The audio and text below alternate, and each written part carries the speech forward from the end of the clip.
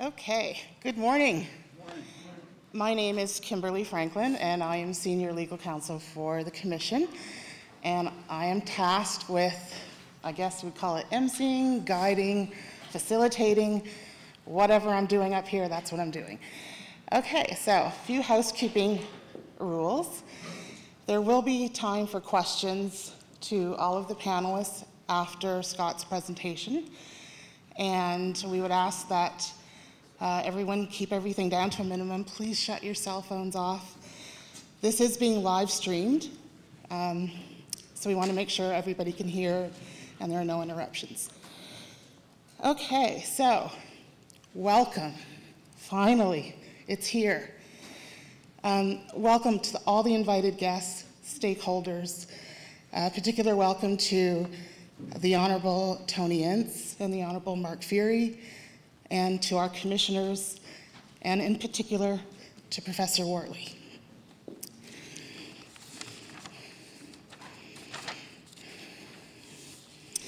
Now, in terms of introducing Professor Wortley, I could go on for a very long time. This man is very accomplished. He's internationally known. He's been at this for over 25 years, and he is the reason why we have this report today. So I'm going to read a condensed version of a bio so that I can get on and so that we can see his presentation. Dr. Wortley has been professor at the Center for Criminology excuse me, and Socio-Legal Studies at the University of Toronto since 1996. Excuse me, one second. I knew I was going to lose my voice. His academic career began in 1993 as a researcher. He has done work with many different governments, and he has been, wow, please bear with my throat.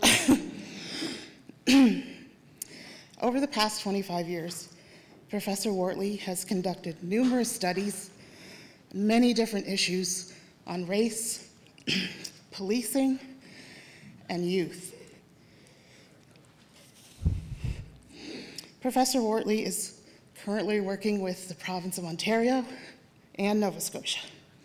So we welcome him here today, and sorry with my throat, and please give him a big hand and a welcome.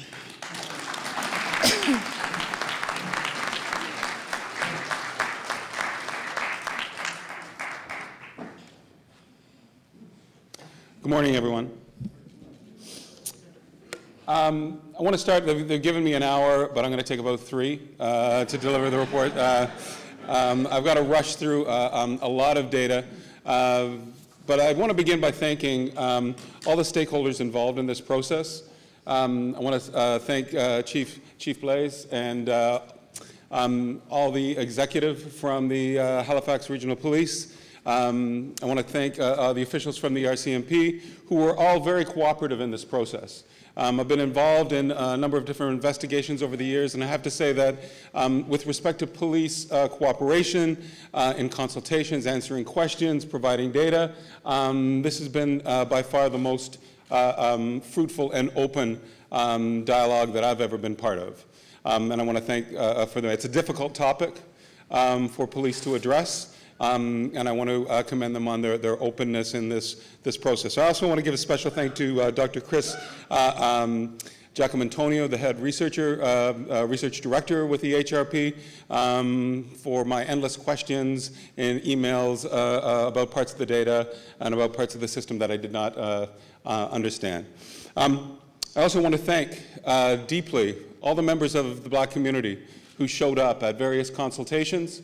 The community, one-on-one interviews, telephone calls, emails to talk about these issues. They were able, I can't name everybody, but everyone came out and shared their pain, shared their experiences, and provided insights on a very painful issue And I really have to condemn them because this report would not be possible without that community participation.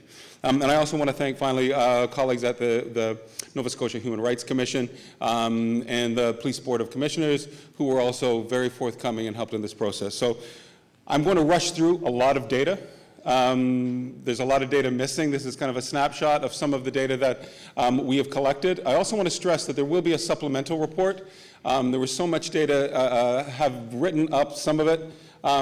This supplemental report will come out in the summer. It does not in any way change any of the recommendations or policy discussions. It'll just provide further detail. And I got to stress, this will not be on the taxpayer's dime. This will just be work that I will provide to supplement and put the findings into further context. With no further ado, I will move forward. Basically, presentation outline. I'm going to briefly touch upon research methods, describe major research findings, and review the recommendations, the details of which are all in the report that will be released later today. We engaged in 8 major strategies to collect the data. A literature review, which we won't talk about today, but is in Appendix A of the report. We conducted 6 community consultations, 5 youth focus groups, 12 meetings and focus groups with police officials, investigators, and frontline officers and crime analysts in addition to one-on-one interviews with community members and police officers. We did an internet survey, which I'll describe shortly. And of course, we did a rather an extensive evaluation of official police street check and general occurrence data. And finally, we engaged in a crime analyst exercise. I want to start, and if I'm moving quickly, it's because I want to get in within this time frame. We did the community consultations. We did 6 community consultative meetings. We did 5 focus groups with young people and a series of interviews with specific community members. Over 200 individuals from the community participated in the consultation process. And the issues we discussed, there was 4 main issues that we discussed: the definition of street checks, experiences with police, the general nature of police-community relations, and what policy recommendations the community members would make to improve the situation in the Halifax region. With respect to defining a street check, most participants felt that street checks involve civilians being stopped and questioned by the police. They often referred to both traffic and pedestrian stops. Very few participants provided the police definition, which was that street checks are a formal documentation of non-criminal police-civilian encounters for police intelligence purposes. So there is a little bit of a disjoint, and I want to stress this as we're talking about these findings, between the police definition of what a street check is and what the community is talking about as a street check. Several participants, however, maintain that street checks can be distinguished from normal traffic stops by the types of questions asked by the police or commands given during police interactions. So many claim, for example, that street checks often involve demands for ID, including the ID of passengers within vehicles, personal searches, frisks, or vehicle searches, being asked to pop the trunk, for instance. Also questions often about where you're going, what you're doing, who you were with, which made it different than the normal traffic stop.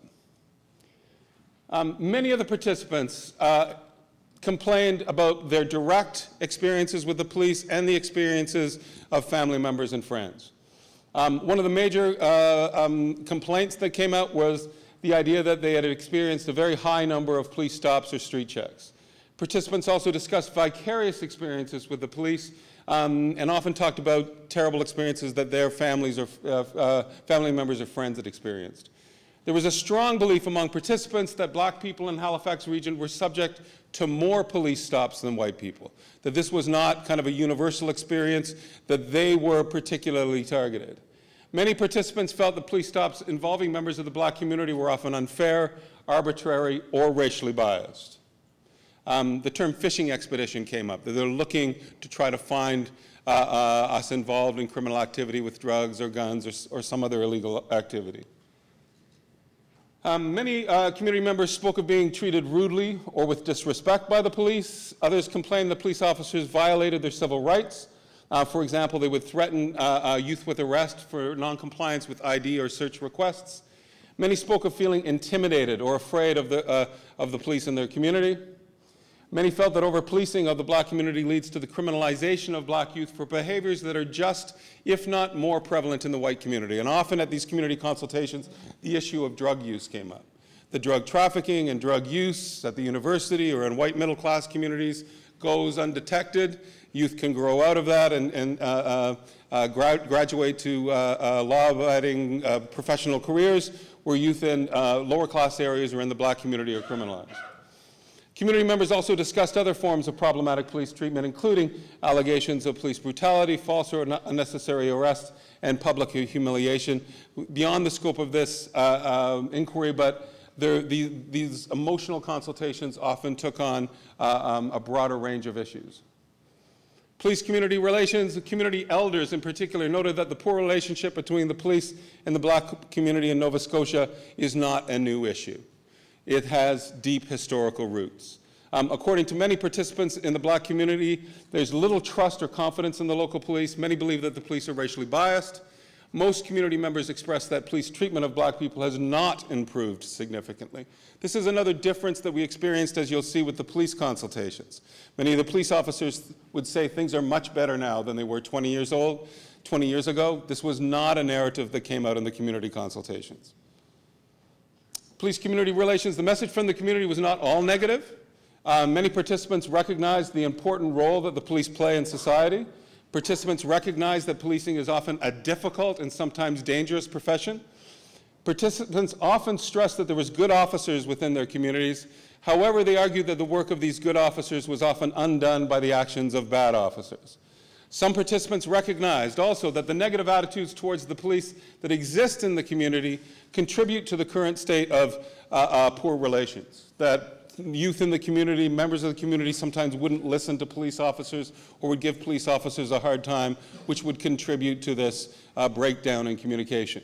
There may be what I refer to as a kind of a culture of mutual disdain between black youth and the police, for instance. But I want to stress again that perceptions of injustice, perceptions of bias is not a totally, doesn't indicate a totally negative relationship. There are acknowledgements of the important role that police officers play and are acknowledgements of their role in public safety. One of the things, and one of the, probably the most difficult aspect of these consultations was the cynicism expressed by community members. Very emotional exchanges between myself and members of the community during these encounters. Many participants expressed great doubt about the street check inquiry. It was a waste of time. The need for an outside expert and the willingness of the police to change. Many felt the inquiry was not needed, that the community had already been studied and that there was many previous reports that had given the same recommendations over and over again. Participants felt re-traumatized by the need to tell and retell their stories about the police to various inquiries. Great cynicism about the process. Previous report recommendations have not been implemented. Why will this be any different? Belief that there is no political will to enforce meaningful reform. And I've got one quote. The report is filled with quotes. I've tried to capture the voice of the community members as much as possible. But this is one of the quotes. "I'm tired of telling our stories and nothing being done. I'm resentful that you, as a white man from Toronto, needs to come here to validate our stories. I've been involved in these things and these inquiries for approximately 30 years. I've heard lots of painful stories, and I've heard members of my community, the Black Nova Scotian community, pour their hearts out time and time again. Not a whole lot is ever done about it. I'm a lawyer, and I know these problems are real. I've seen it with my clients for decades." I'm going to run through, there's a lot of detailed findings with the internet survey. I don't have time to go through them all. It was a survey that was put into the field from September to November 2018. It had a final sample size of 506. 56% of the respondents identified as white, 15% black, 5% other racial minority. Unfortunately, a lot of people didn't fill out the demographic information at the end, so there's a lot, when it comes to gender and age, there's a lot of missing data there. Some respondents would actually say, "I'm uncomfortable," they accuse the survey of profiling.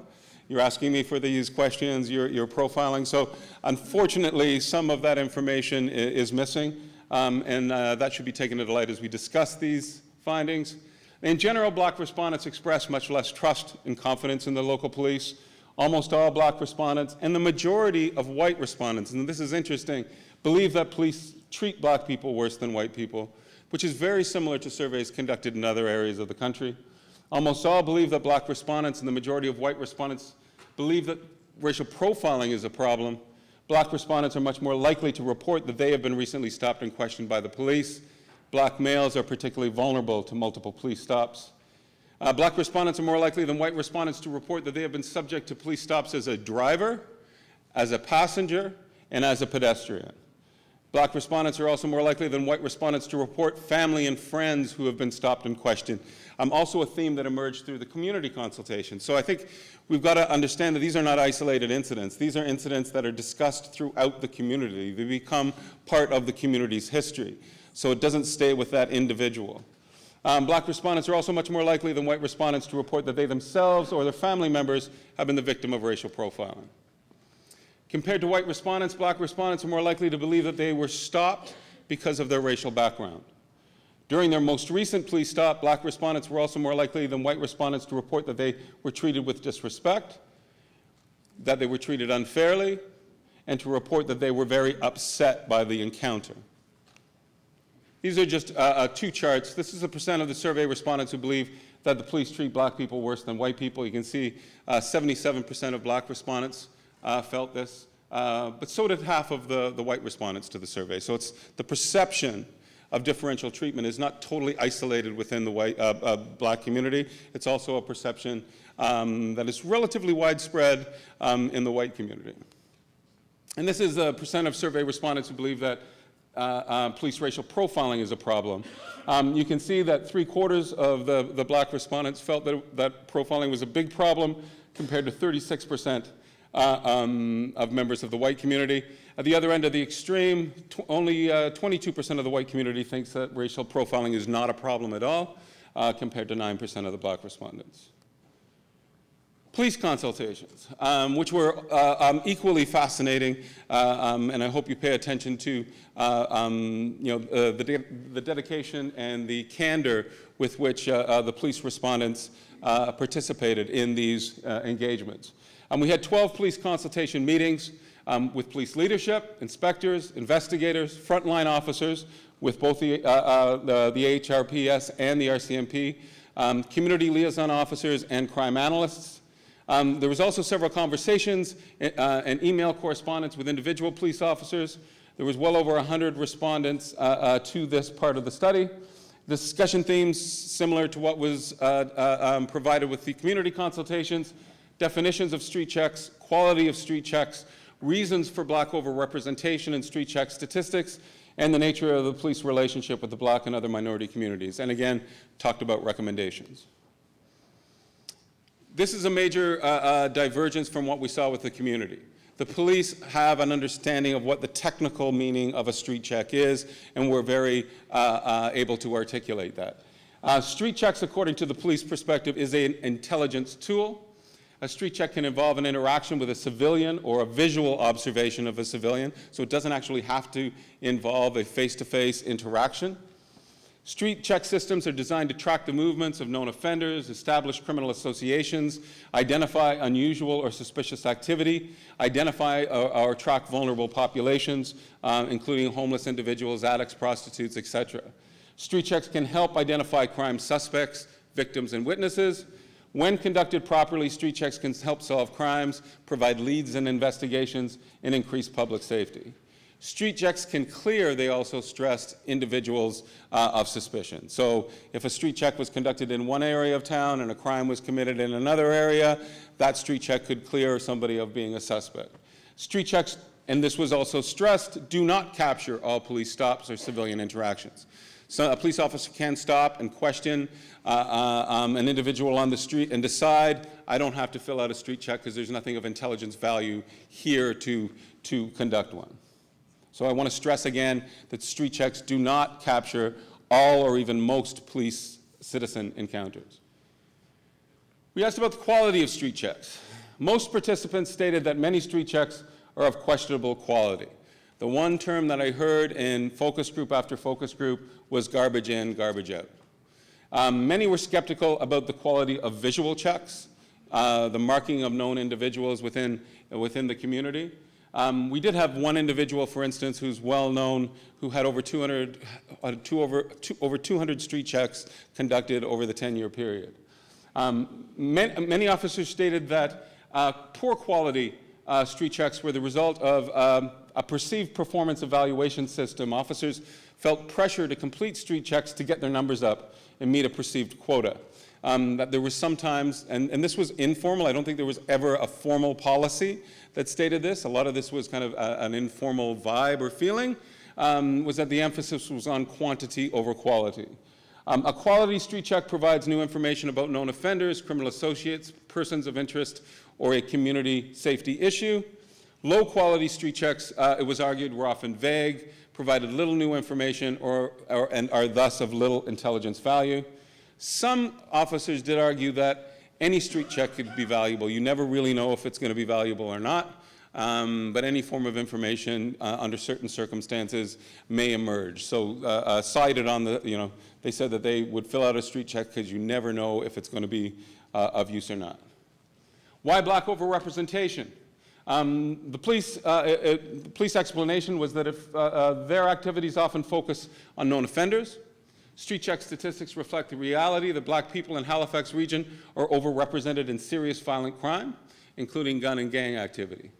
A higher police presence and proactive policing in poor, high crime communities, they argued that it was about crime and place, not about race.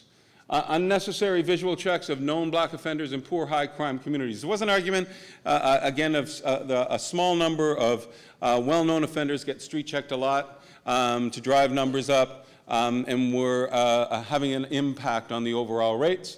While many police officers rejected the possibility of overt racism, others suggested that both racial stereotyping and unconscious forms of bias could have an impact on these disproportionalities. There was also a stress on the impact of a few bad apples. Sometimes they argued that these officers weren't necessarily racist. They were just aggressive, had poor public relations skills, and would have a negative impact on community relations.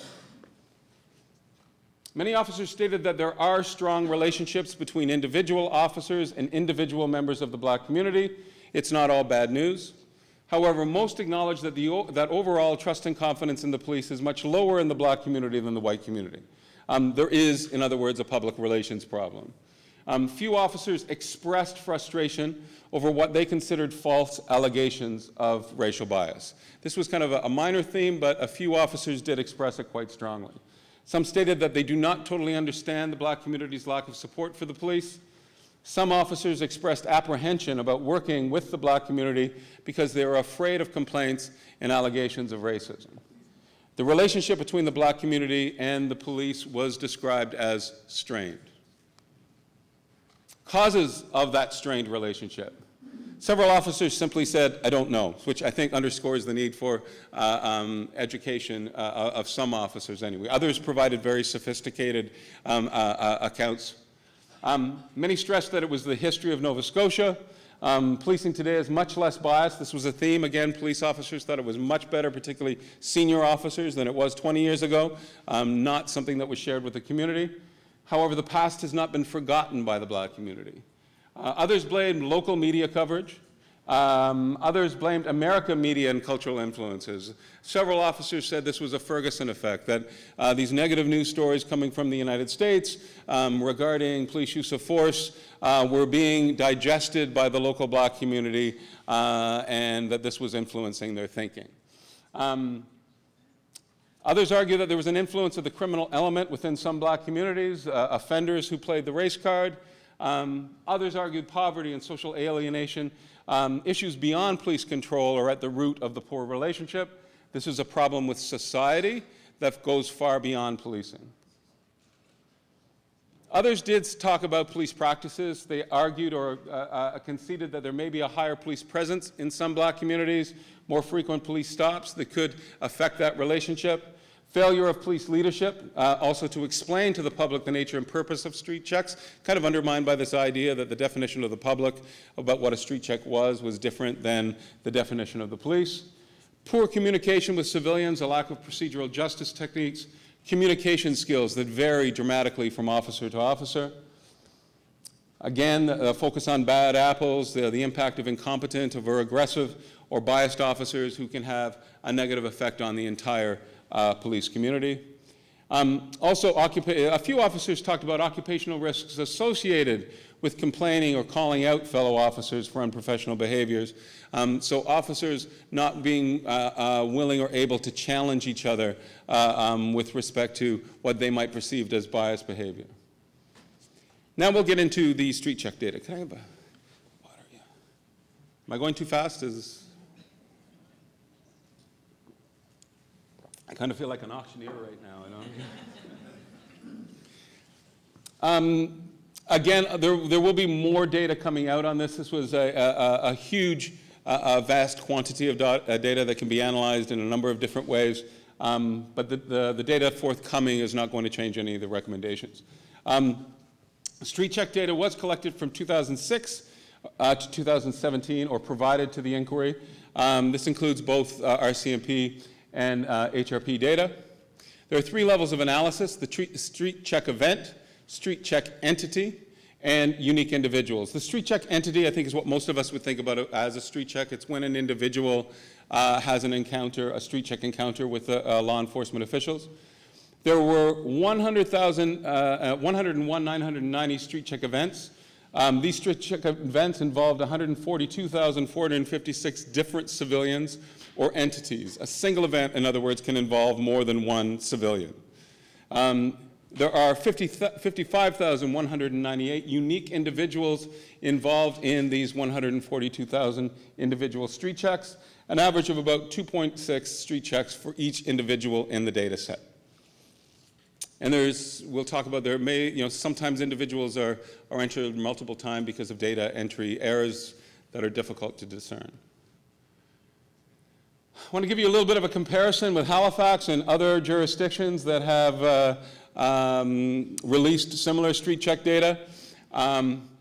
This is Toronto, my proud city. This is during from 1998 to 2008 to 2013, at the heart of the carding campaign. They produced a street check rate of about 125.6 per thousand, which accounted to over between 300,000 and 400,000 street checks conducted by the Toronto Police each year during that time period, 2.2 million total.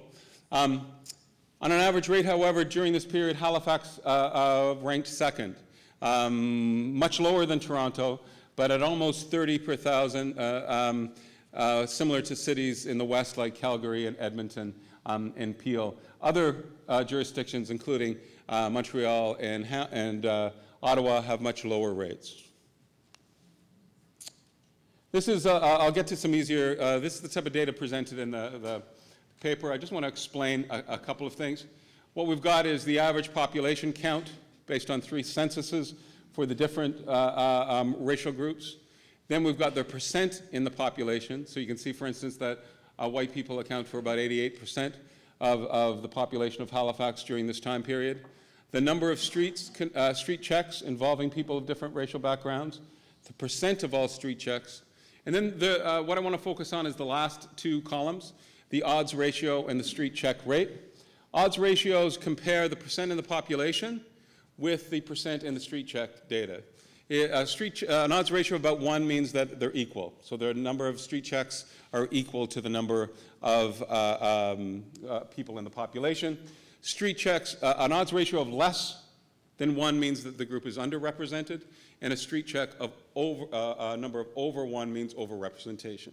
So these are examining all 142,000 street checks, excluding those with where race was missing. And what we find is that members of the black population were 5.3 times more likely to be involved in an individual street check than the representation in the population. The last is a rate per 100,000.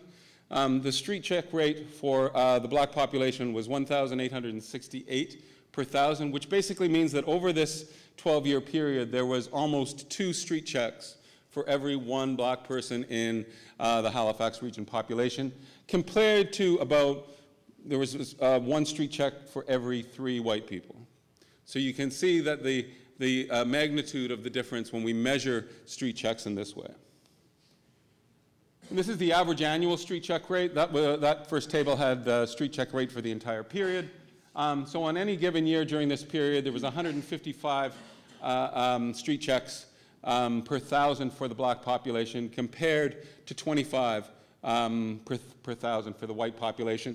In other words, over this period of time, if you counted the equivalent to about 15% of the black population was street checked every year during this period of time. Street check numbers have been going down. I don't know if this is an inquiry effect. Since the inquiry came in, the numbers have dropped significantly. And I think this might be a focus on increasing the quality of street checks rather than the numbers. But you do see a distinct drop from a high of almost 16,000 in 2007 down to only 6,500 last year. We did get the 2018 data to complete this chart. However, I want to stress the overrepresentation of minorities, particularly people of Arab West Asian descent and black descent, has remained constant. So the overrepresentation, although the overall numbers have gone down, the overrepresentation has remained constant. And this explains it for the black population. These are the odds ratios for each year from 2006 to 2018. And you can see that the overrepresentation of the black population in street checks each year hovers around 5, and in 2016 jumped up to over 6. So the overrepresentation, despite drops in numbers, has remained consistent. This is the street check rates by gender. We definitely have to acknowledge that when you look at street checks, we're not only looking at age, race, we're looking at gender and age, or other factors that I'll explain come into play. So over this period of time, the street check rate for black males was 3,300 per thousand, compared to 519 for black females, drops to 480 for white males, and down to 142 for white females. So all the white females in the room probably had a very low probability of ending up in the street check data set. It's interesting to me that the street check rate for black females is actually slightly higher than the street check rate for white males. But you can see, and this is very consistent with the international literature on police checks, on stops, that a lot of the target seems to be on black males. And over this period of time, it would mean that there was the equivalent of 3.3 street checks for every black male in the population. And the annual street check rate was 275 compared to 40 for white males. In other words, during this period of time, about 27%, the equivalent of 27% of the black male population of Halifax was involved in at least one street check.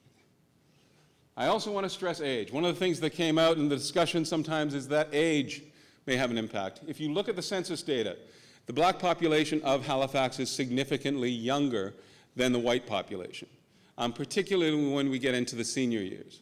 So what it might be is that it could be age, not race, that's explaining some of these racial disparities. I think the analysis kind of discounts that.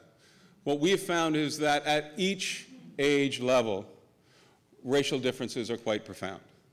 There were very few people street checked 14 and under, but a very high proportion of the street checks concentrated on those between 15 and 34 years of age. And you can see that the rates for black youth are much higher than the rates for white youth. The other thing you can definitely notice is that there's a racial difference at each of these age categories. In fact, black people over 55 are about 10 times more likely, have a street check rate that is 10 times higher than the rate for white people over 55. So one of the things is that age protects everybody from police street checks, but it doesn't protect black people to the same extent that it protects white. So as I get older, I am going to be less likely to become involved in a street check. Black people may be less likely to be protected by that. To what extent are overall street checks impacted by individuals who have been checked on multiple occasions? Big question was this idea that the high-profile offender who gets stopped multiple times could be driving up the numbers for the entire group. This is the level of black overrepresentation among unique individuals for from 2006 to 2017. And we can strongly see, once again, that at the unique individual level, overrepresentation stays high. So from year to year, black individuals were 4 times more likely to be involved in a street check than the representation in the general population. So what I can say is that the overall disparities decline, but still remain highly significant. They drop when you consider and you control for individuals, but they're not eliminated. And also that the mean number of street checks, once you're in the street check system, as a black person, you are more likely to experience multiple street checks. So on average, black males in the data set had 6. Black male unique individuals had an average of 6 street checks recorded in the data set, and compared to about 2.57 for white males. So again, another way of displaying some of the racial disparities is not only being in the data set, but frequency of street checks. Do criminal charges matter? Do racial disparities in street checks diminish once we have controlled for those charged with a criminal offense? About 32% of the 142,000 street checks involved an individual who had not been charged with a crime through this 12-year period. 58% of street checks involved an individual who had been charged at least once.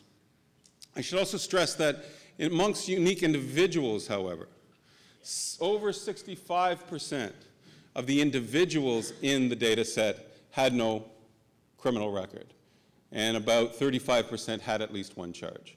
So because of known criminals being street checked multiple times, it affects these numbers. We'll get to it. What we do find is that the representation in charge and no charge street checks, the overrepresentation of black people is less profound among those with no charges. So it's about they're 2 times greater overrepresentation among those with no criminal charge. They're about 7 times more overrepresented among those with at least 1 criminal charge. These are the charge and no charge rates. I'm being cognizant of time, so I might run through these quickly. But basically what we're showing is that controlling for charges reduces racial disparities, but racial disparities are still quite profound. They're not as large among those with no charges, but they still exist in a big way. Representation, this is representation of individuals. So among those with no charge, black people are 1.9 times overrepresented, but they're 4 times overrepresented among those with at least 1 charge. These are the rates. This is all present in the report in more detail, actually. And this is the average number of street checks for unique individuals with at least 1 charge. For black individuals with 1 criminal charge, at least 1 criminal charge, they were street checked about 9 times during this period, compared to 4.7 times for a white person, a white male, with a criminal charge. This is probably the most uncomfortable statistic, and it does vary, and I know Chris and I have had conversations about this, but according to the Canadian Census, there were about 165,000 white males residing in the Halifax region in 2016. According to the police data, 11,159 unique white males were charged with at least 1 crime between 2006 and 2017, about 6.8% of the white population.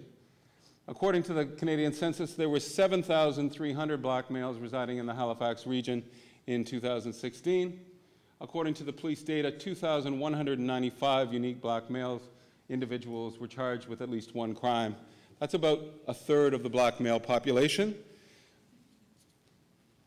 According to the available data then, almost 1/3 of the Halifax region's black male population was charged with a crime during this 12-year period, compared to 6.8% of white males. The black male charge rate is 4.4 times greater than the white male charge rate. I think these lead to bigger questions beyond this inquiry, but the big question here is, to what extent does this large racial disparity reflect actual racial differences in criminal behavior, or racial differences in police surveillance practices, including street checks. Is street checks a symptom of a higher level of surveillance? If you are black and you break the law, is your chances of getting caught much greater than if you're white and do the same thing? And one statistic that's present in the report is with marijuana arrests or cannabis arrests, where we find that over this time period, prior to legalization, the marijuana charge rate for black males was over 4 times greater than the marijuana charge rate for white males, even though there's no evidence to suggest that black males use marijuana any more than members of the white population. So this is a big, sobering statistic that I think brings the big picture into light with respect to what street checks may be indicative of. Other findings in the report: residential location does not reduce racial disparities in street checks. Black people are overrepresented in census tracts with high black populations. In one of the segments with the highest black populations, they're 24% of the population, but 66% of all street checks. However, black people are even more overrepresented in census tracts with predominantly white populations. In the report, that data is present. One example is a census tract with 3% black population, where over 30% of all street checks were of black people.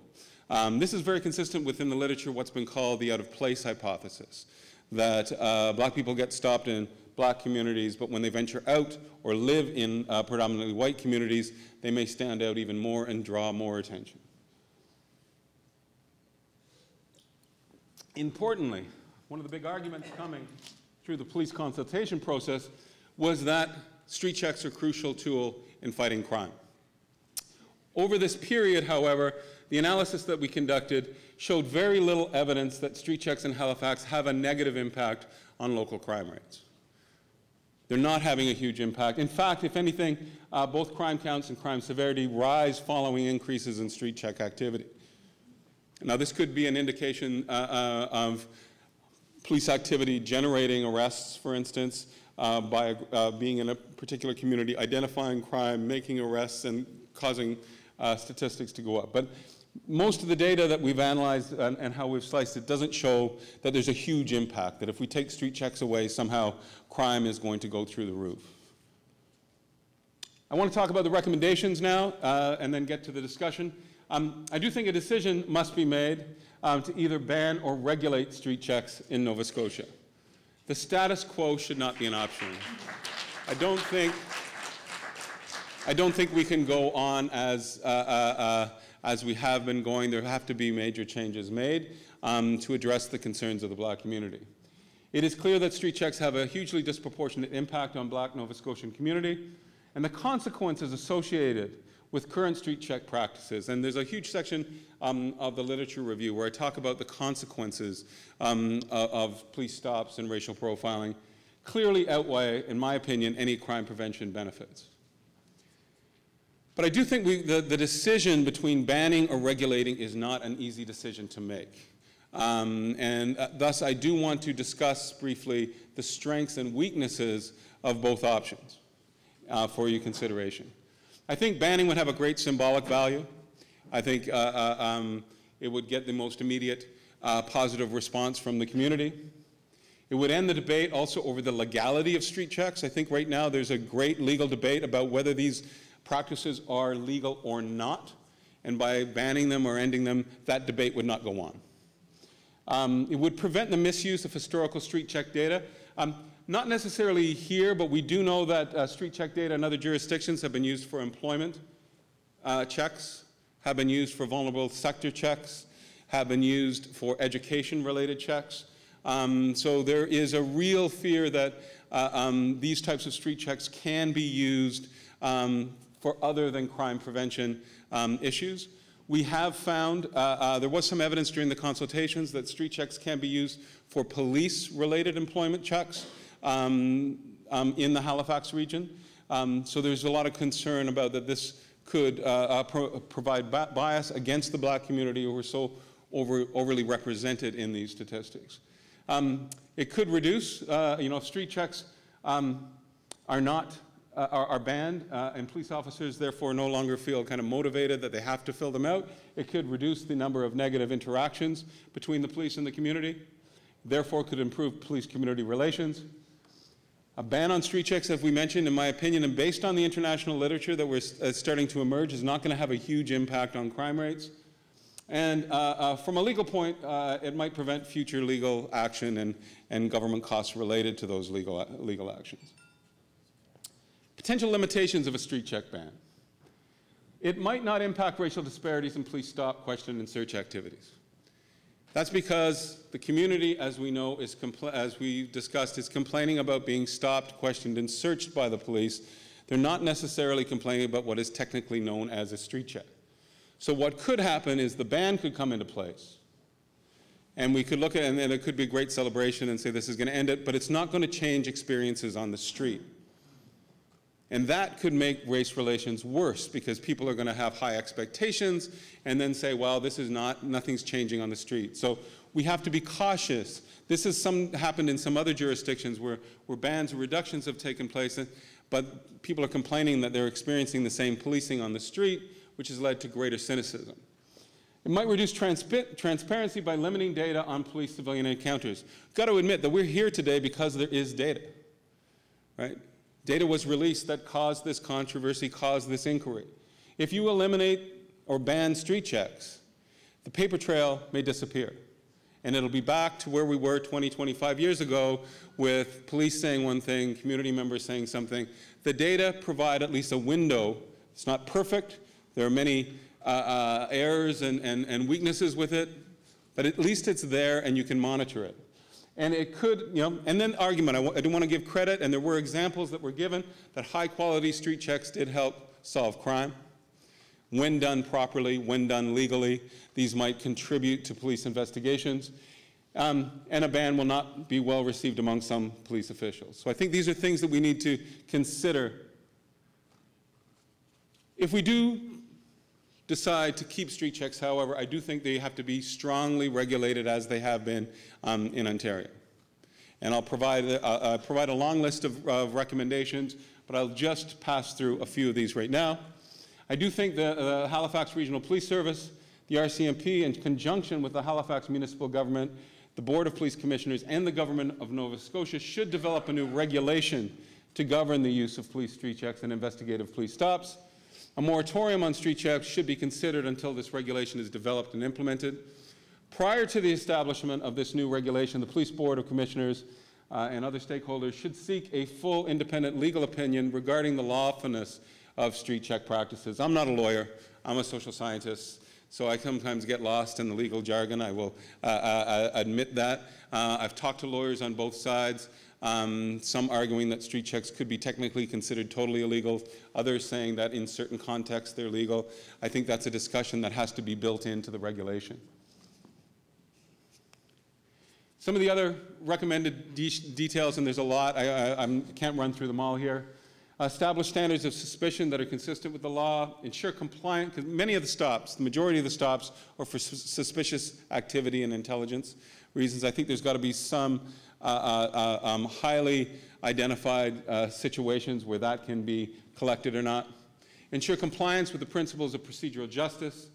Identification of under conditions which personal information on civilians can be collected. I think, and this is controversial from a police point of view, a duty to inform civilians of their right not to answer questions or provide information for a street check. Police officers don't like this. It undermines their power. Police officers will say, if we have to do that, everybody's going to walk away and we're never going to be able to collect information. But I was very struck, particularly with the interviews with young people, with how coerced they feel during interactions, that they will be stopped. This is a typical discussion, a young person saying, I was stopped at the side of the road, the police officer came, shone a light in me, asked for my ID, I gave him my ID. Then he asked to pop the trunk to clear me of suspicion. And I feel I don't have to do that. That's my right. This is what a police might refer to this as a consent search. But felt that they had to comply because if they didn't comply, things could get even worse for them. Then you're suspicious. Then, what are you trying to hide? And that could make the situation expand. So these are the types of details that need to be worked out with the regulation. Duty to provide civilian with a receipt documenting the street check, a practice that has been very common in the UK and in some areas of the United States. The argument is that this is an accountability measure that will also help keep officers honest. If they know that they have to document it, it's going to eliminate the worst elements of police activity. If it's justified, the officer will be able to justify it and give that receipt. Restrict access to street check information. I think it's really important. This came up particularly with discussions with the Privacy Commissioner. Who has access to this data? One thing that I would, obviously I think it should be restricted from things like employment checks or vulnerable sector checks that could damage and have a disproportionate impact on males and minorities who are involved in street checks. I also, and probably a little controversial, I would restrict access to the street check information to investigators only. There was never one part, and maybe I'm missing something, but not once during the police consultations did an officer say patrol officers need to see this information in their vehicles. Patrol officers fill out street checks. I worry, and some data that I haven't presented yet will be coming out in the supplemental report, that some information that can be provided in street checks could be biased to the individual being stopped, including information about their demeanor. And an interesting thing where white people are hugely overrepresented is warnings. Many times street checks are used as a warning or to communicate to other officers that an individual has been given warning on a ticket. So basically, next time they get stopped, don't give them a ticket. Don't give them a break again. Give them a traffic ticket because they've already been given a break.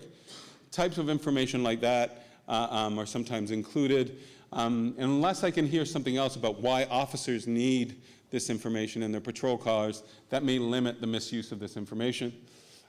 Purge street check data after a 5-year period. Improve documentation on street checks, methods, and justifications. One of the weaknesses with the data was that some of the justifications for the street check were very vague. They'll just say intelligence or suspicious behavior. You have to actually dig down and look at the actual narrative that the officer has written before you can kind of make sense over what the street check was conducted for. I think that that might improve the quality of street check. Improve training and monitoring when the regulation does come out. Annual reports on street check activity to maintain transparency. I also think, and it's not up here, that I think that and this might have ended already, but any practice of evaluating officers based on the number of street checks that they engage in should also be something that should be ended. I also think, and probably from a police perspective, the most controversial recommendation is I do think that we need to start collecting information on the race, gender, and age of people who are stopped for traffic stops, stopped for pedestrian stops, much like they're currently doing in Ottawa. It can be done, and much like they've done in many US and jurisdictions and in the UK for a long period of time. I think I've discussed it a little bit. My voice is starting to leave, so I'm going to run through this. The recommendation is given there. So whether we ban or regulate, I think we need to do something more, which is mandate the collection of data on police stops.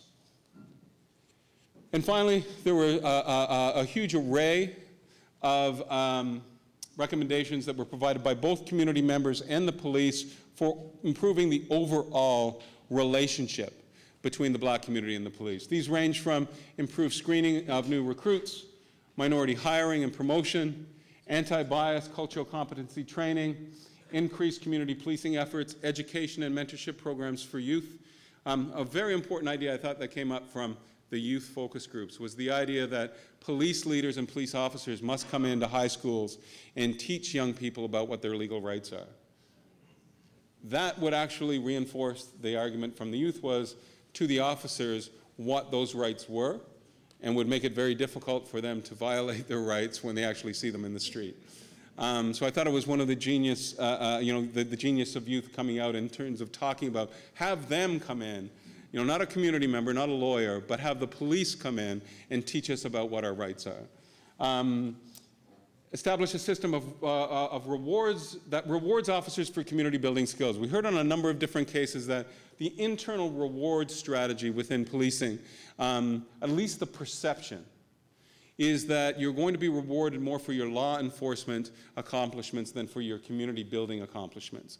And that there needs to be a way of communicating to officers better that if you can show that you're a good community officer, a good community liaison officer, that you can build strong relationships, that you're going to get rewarded for those abilities and not just your abilities to make arrests. There was a lot of discussion to review and reform the police complaint system. Another recommendation was to establish an African Nova Scotian legal clinic or advocate that could help black youth in particular negotiate complaints in the legal system. I do want to say in conclusion, and I'll be open for questions in a few moments, that there's some very, very progressive activities already being engaged by the police in the Halifax community.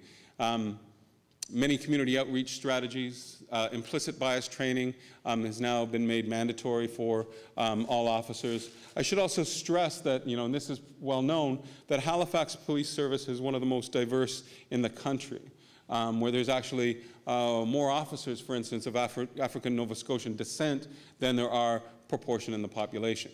So there's a lot of positive things going on, and hopefully this report can help us build on those things and move forward. I want to end, however, by reminding everyone of this great cynicism that we experienced in some of these community consultative meetings. I hope that we can prove the skeptics wrong and come up with recommendations that are going to make a difference. So thank you.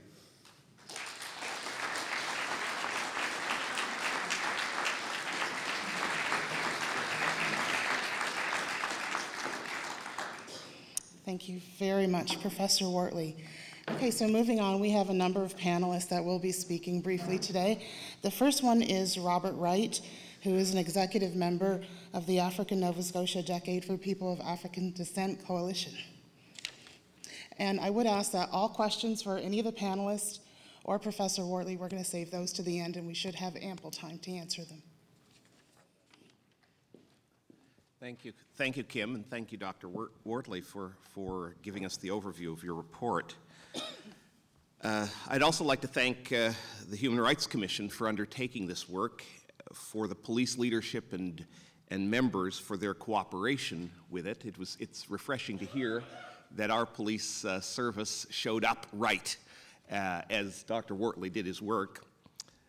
But I'd especially like to thank members of the black community who have once again showed up in a study to tell their stories once again, to document the history of the systemic discrimination and racism that is experienced. That is something that we need to recognize.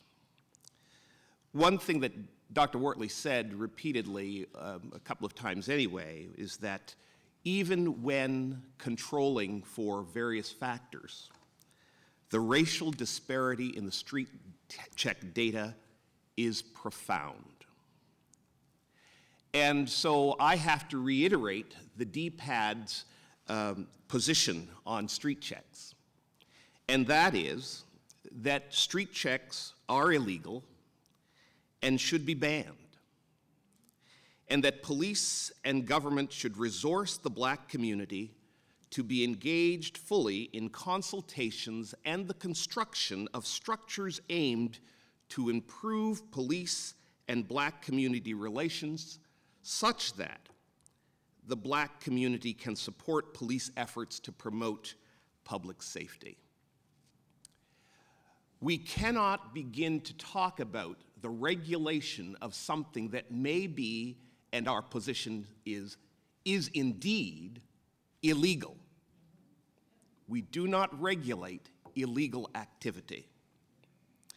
And so when we talk about street checks, we need to remember that street checks in this conversation that we're having is happening within a historical context for black Nova Scotians.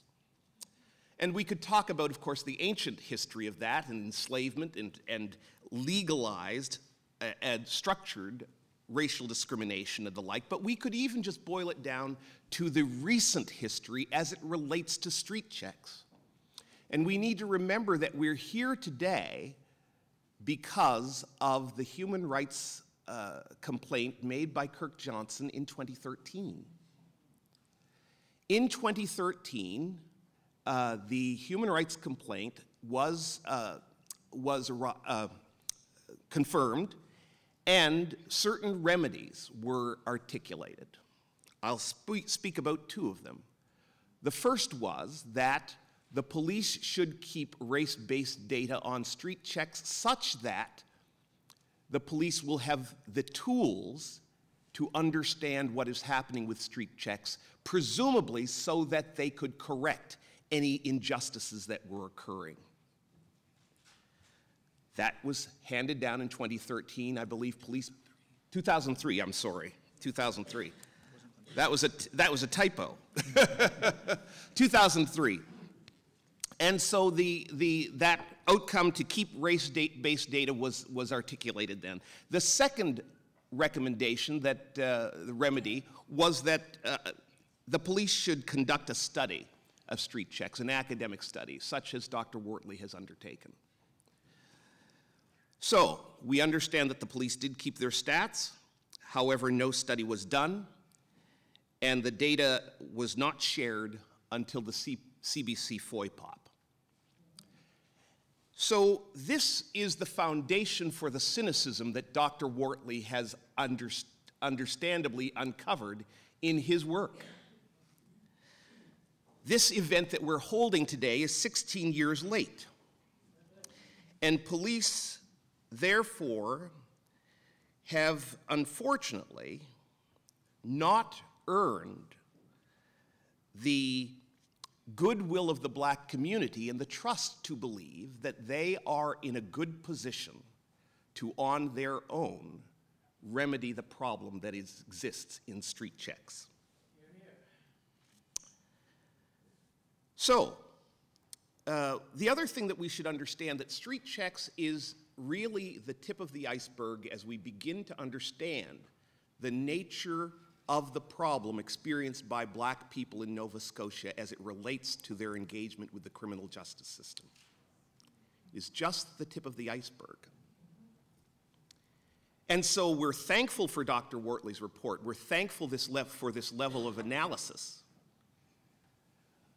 But we are looking for a demonstration, a response, a systemic and fulsome response that would give us reason to believe that this problem that has long existed in the province, that was documented clearly for us in 2003, that we would have the reason to believe that we are going to be able to work together to solve this problem. So, again, the DPAD position, I want to articulate it again and explain it a little better. The position is that street checks are illegal and should be banned. I think that statement is very clear. Until an alternative can be found, we're calling for a ban on street checks. We believe that police and government should resource the black community to be engaged fully in consultations and the construction of mechanisms aimed to improve police and black community relations. The DPAD Coalition is a collection of black volunteers, and we have, in recent months, been undertaking massive projects to develop a number of initiatives to improve the state of affairs, we should say, for black Nova Scotians. But we've been doing that as volunteers outside of formal structures, with limited resources that we have been able to receive that are given for time-limited purposes. Clearly, street checks are a problem that demonstrate the systemic issues that have long been occurring in Nova Scotia, and structures need to be put in place so that we can address these systemic problems systemically. And so what is needed is a funding for an African Nova Scotian justice strategy, an African Nova Scotian Justice Institute, with programs and services that would be aimed to support local police and other justice structures to ensure that the kinds of experiences that we've just been alerted to are addressed systematically, and that members of the Black community are front and center in the creation of those solutions. The final part of the DPAD position statement that I've articulated for you is that we want to do all of this in order to be able to support police efforts to promote public safety. Right? No one is calling for the eradication of a police force. Nobody is calling for a lack of attention to the need to support public safety for all Nova Scotians. The Black community wants to be in good relations with the police. The Black community wants to be front and center in addressing those challenges that affect our communities and reduce public safety, not just for Black Nova Scotians, but for all Nova Scotians.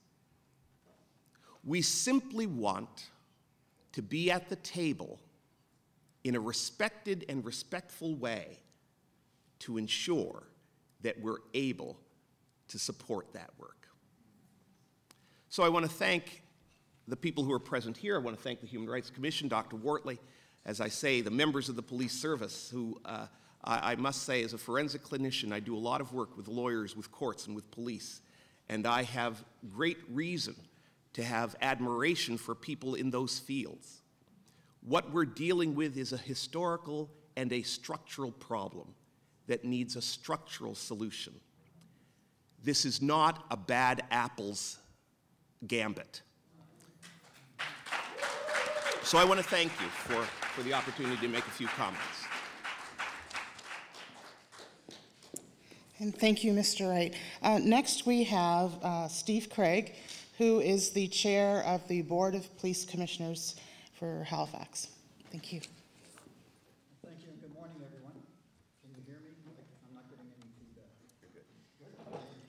So, first of all, I want to thank the Nova Scotia Human Rights Commission for allowing us to be here today to say a few words. Minister Furey, Minister Ince, Mayor Savage, Ms. Franklin, Ms. Hanson, Mr. Wright, Dr. Wortley, Chief Blay, and Officer in Charge, Halifax District RCMP, Inspector Doyle, ladies and gentlemen. As mentioned, my name is Steve Craig, and I am the chair of the HRM, Halifax Regional Municipality Board of Police Commissioners, which is the civilian oversight body responsible for policing services in the HRM, and it represents all citizens in our municipality. Police commissions are established under the Police Act to provide this civilian oversight. It is not a political body. We too are volunteers. So the Regional Council of HRM, by law, is not involved necessarily in what I have to say. Well, it's not involved in what I have to say on behalf of the Commission. We're arm's length from the elected bodies. I'd like to take a moment to acknowledge fellow commissioners who are present here. Commissioner, Councillor Lindell Smith, Commissioner Natalie Borden, Commissioner Deputy Mayor Mancini, Vice Chair Commissioner Carol McDougall, and I believe that's it. I know they're all supportive. The other two members are Commissioner Anthony Thomas, as well as Commissioner Carlos Beals. So this did start with Mr. Kirk Johnson's Human Rights Tribunal, December 2003 decision to study the impact of race on traffic stops, and CBC's inquiries of a couple of years ago. However, it is the African Nova Scotian Decade for People of African Descent Coalition's engagement of the Nova Scotia Human Rights Commission that brings us here today. And for that, we are thankful to be included in this important work. Over the past few weeks, the Commission has had the opportunity to review portions of Dr. Wortley's work. Something stood out to us, and we are very appreciative of. That is people's willingness to participate and share their experiences, thoughts, and opinions. We were particularly moved by the very personal experiences told and the negative impacts on African Nova Scotians and communities. We're all very moved by that. To tell these experiences so candidly takes courage and strength, and our hope is that, moving forward, we can work together to improve relationships between police and our citizens and our communities. Though Dr. Wortley's report focused on street checks as one element of policing, it is very evident that the issue of police-community relations goes way beyond the application of street checks. While it is a police and community issue, it is much broader than that, and an overall solution will involve more than just the police. Systemic and anti-Black racism does exist here in HRM and in Nova Scotia. The overrepresentation, the data presented, is indisputable and undeniable on so many levels. We were able to view this back late in 2018 with Dr. Wortley, and we were all shaken to the core at what we saw. So, it starts with us. It starts with the Board of Police Commissioners. The Board of Police Commissioners, we did not completely fulfill our role and responsibility of oversight in this area, nor the state of relationships between police and our African Nova Scotia communities in HRM. And for this, the Commission and I am very sorry. As we go forward, the HRM Board of Police Commissioners is committed to fulfilling our governance role and responsibility. We will do better. As the board, we look forward to and commit to working with members of the African Nova Scotia Decade for People of African Descent Coalition. I understand now why you call it DPAC. Yes, that's right. And other African Nova Scotian community members, members of Indigenous communities, youth who have had the experiences that form who they are today and have become somewhat critical of police. Working with the members of our Police Diversity Advisory Committee and provincial legislators, police services, and others who are committed to building trust and confidence in the community through reducing implicit bias in policing, thus improving relationships and building trust and confidence. Ultimately, this comes down to respect, human rights, individual relationships. It's built one-on-one, up to the point where we can hold our heads high and say, we have done a good job and we will work together to make this happen. When a relationship is broken, everyone suffers. The stories, the experiences, I can't say anything else on that. So everyone suffers. This isn't new. As a board, we can do more to make things better for the people we serve and our police service providers. We acknowledge that much more work needs to be done, and as we study the report recommendations and develop a plan that will make a difference in our community, we will consider that.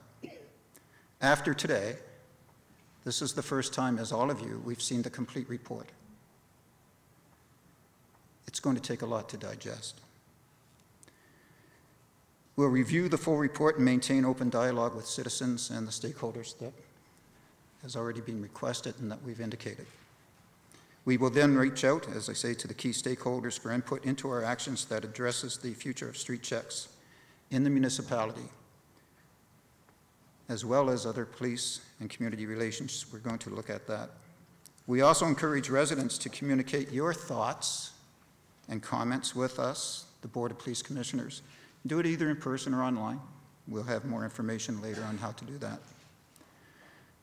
It's important that we make all this information part of the public record. We know we have work to do. Creating meaningful and lasting change will not happen overnight, even if we start today. To your point, Mr. Wright, how do you erase such memories, such experiences over decades and centuries? And although I've heard Dr. Wortley state that police services have taken some actions, it takes time and it takes more action to make things happen, and that commitment. Creating meaningful and lasting change, as I said, does not happen overnight. We are committed, though, to providing an update and position in the coming weeks as a commission. Once we fully review the report, in the meantime, we have full confidence in both the Halifax Regional Police Force, the Halifax District of the RCMP, and their commitment to working with us to enact change.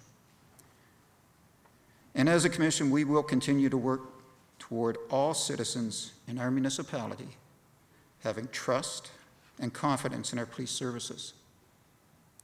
In the end, public approval of police actions is essential to ensure police carry out their role and responsibility that our citizens expect, and do that in a way that is respectful, serves and protects our citizens, maintains people's integrity and their core being. So I thank you very much. Thank you, Ms. Franklin.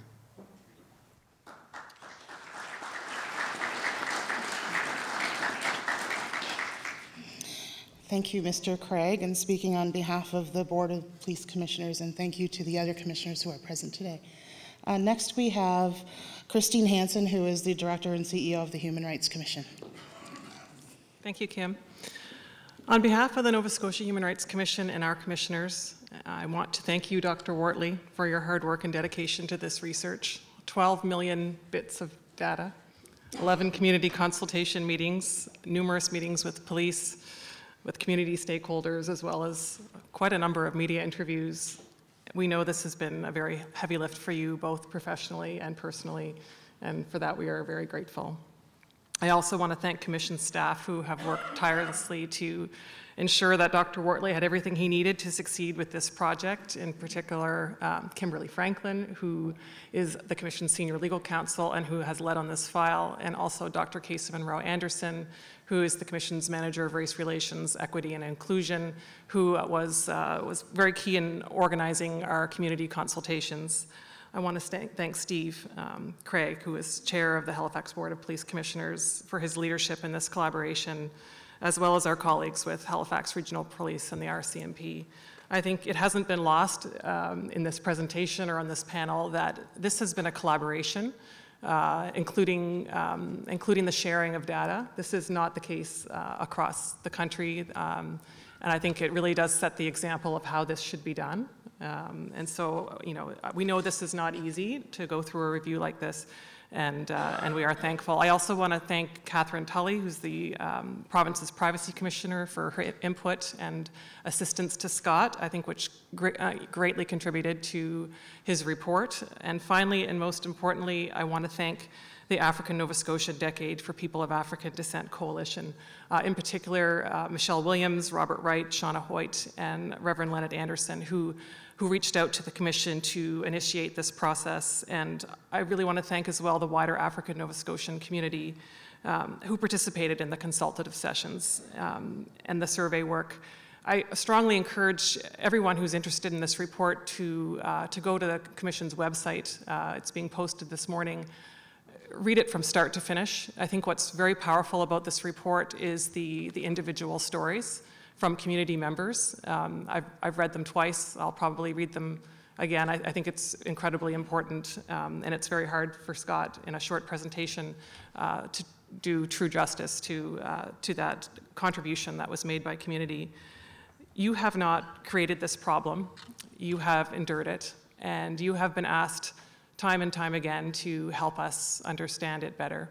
We know that this is not your first time around the bend, and this report is not telling you anything that you don't already know. this validation of your experience is long overdue, and we thank you for your resilience. This report clearly demonstrates that police street check practices have had a disproportionate and negative impact on the African Nova Scotian community. Systemic racism is morally wrong on every level.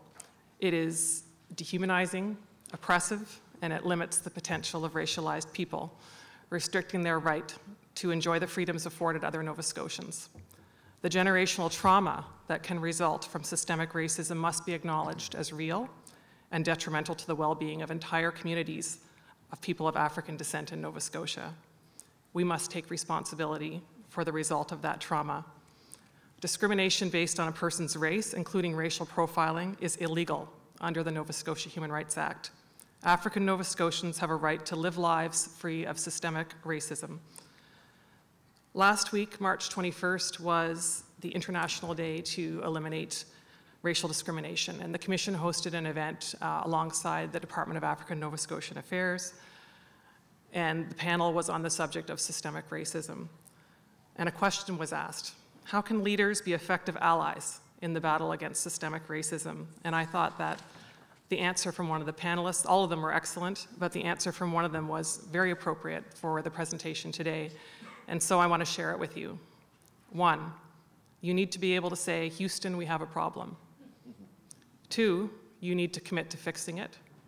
And 3, you need to stick with it, even when the going gets tough.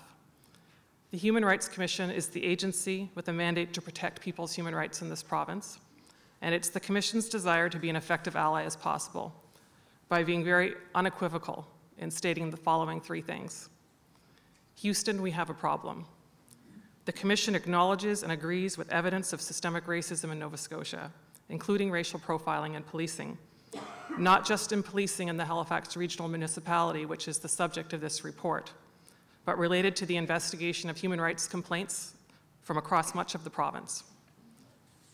This report also indicates, and I think this was highlighted by Scott and the other panelists, that we likely have a serious problem not just with street checks. Street checks may just be the tip of the iceberg. 2, the Commission is committed to ending this type of racism. Inaction is not an option. This report is not going to be placed on a shelf. The Commission is going to continue working with stakeholders to ensure that this report leads to meaningful reforms in policing. And 3, the collaborative approach to this issue has been working very well so far, and we believe that this collaboration is going to yield results more quickly and thoughtfully than through other more adversarial approaches.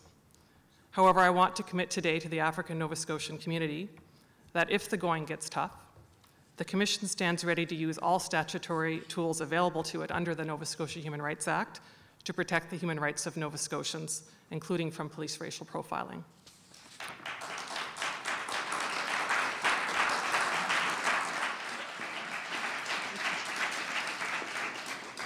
The hard work for Dr. Wortley is almost done, and the hard work here at home now begins. Change is never easy, and the coming months will be a test of leadership. Moving forward, the Commission calls upon the political leaders in Nova Scotia to also be effective allies in the fight against systemic racism. The 12-year span of the data reviewed for this report covers a period of the leadership of every political stripe in this province. Please admit there's a problem, commit to fixing it, and stick with it when the going gets tough.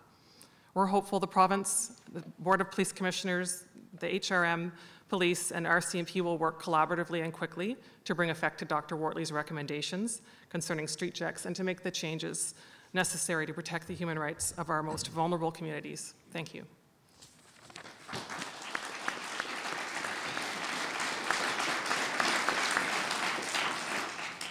Thank you, Christine.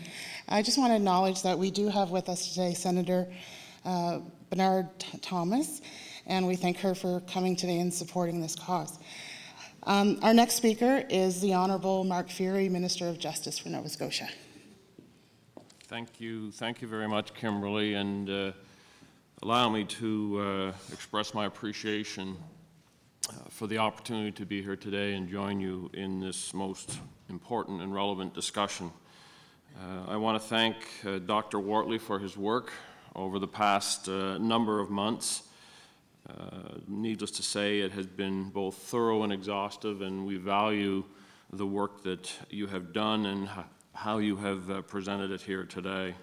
I do want to thank as well my colleagues on the panel for their insight, their frank comments, their recognition of a very serious problem but challenge that we all face, and very much appreciate that insight. Although I've just recently been briefed on the report, and you can see from the presentation that Dr. Wortley provided today, it is a very comprehensive and detailed report that contains significant data that is very relevant to this discussion. His research clearly shows that African Nova Scotians are disproportionately represented in police stops and street checks. The information that he has collected and analyzed provides a sobering examination of the lived experience of a community whose relationships with police reflect a long history of fear, intimidation, and mistrust. To Dr. Wortley, to members of the coalition, to the law enforcement community, and to the broader community, I take these findings seriously, and I promise action. Dr. Wortley's data and research, his collection of first-person accounts, as well as many of the comments of law enforcement, highlighted concerns in the way street checks, police stops, and traffic stops are applied. I've said before that street checks can be a valuable investigative tool when applied appropriately. But clearly, and unfortunately, this is not the reality for many African Nova Scotians. In looking through the report this morning, I reflected on one of the stories that are captured, one of the stories that Dr. Wortley actually highlighted in his report, and it's the story of a mother whose 20-year-old son is stopped by the police, as she says, quote unquote, all the time. And this is what was documented in the report, and obviously very personal for her. Quote, "He calls me from his own safety. He calls me for his own safety. I keep him on the phone for his own safety. I keep him on the phone during the police stop to make sure he is going to be okay. I just don't trust that they will treat him properly. I don't trust that he'll be safe." Think about that. That's a mother. Those are telling stories, and that's one example of many experiences, many lived experiences that individuals from the African Nova Scotian community have experienced. With full disclosure, I want everyone to know here, as a former 32-year member of the RCMP, all here in Nova Scotia, I can tell you from my own experience, having worked in both the African Nova Scotian community and the Mi'kmaq community, when there is an erosion of trust between police and community, we have a serious problem.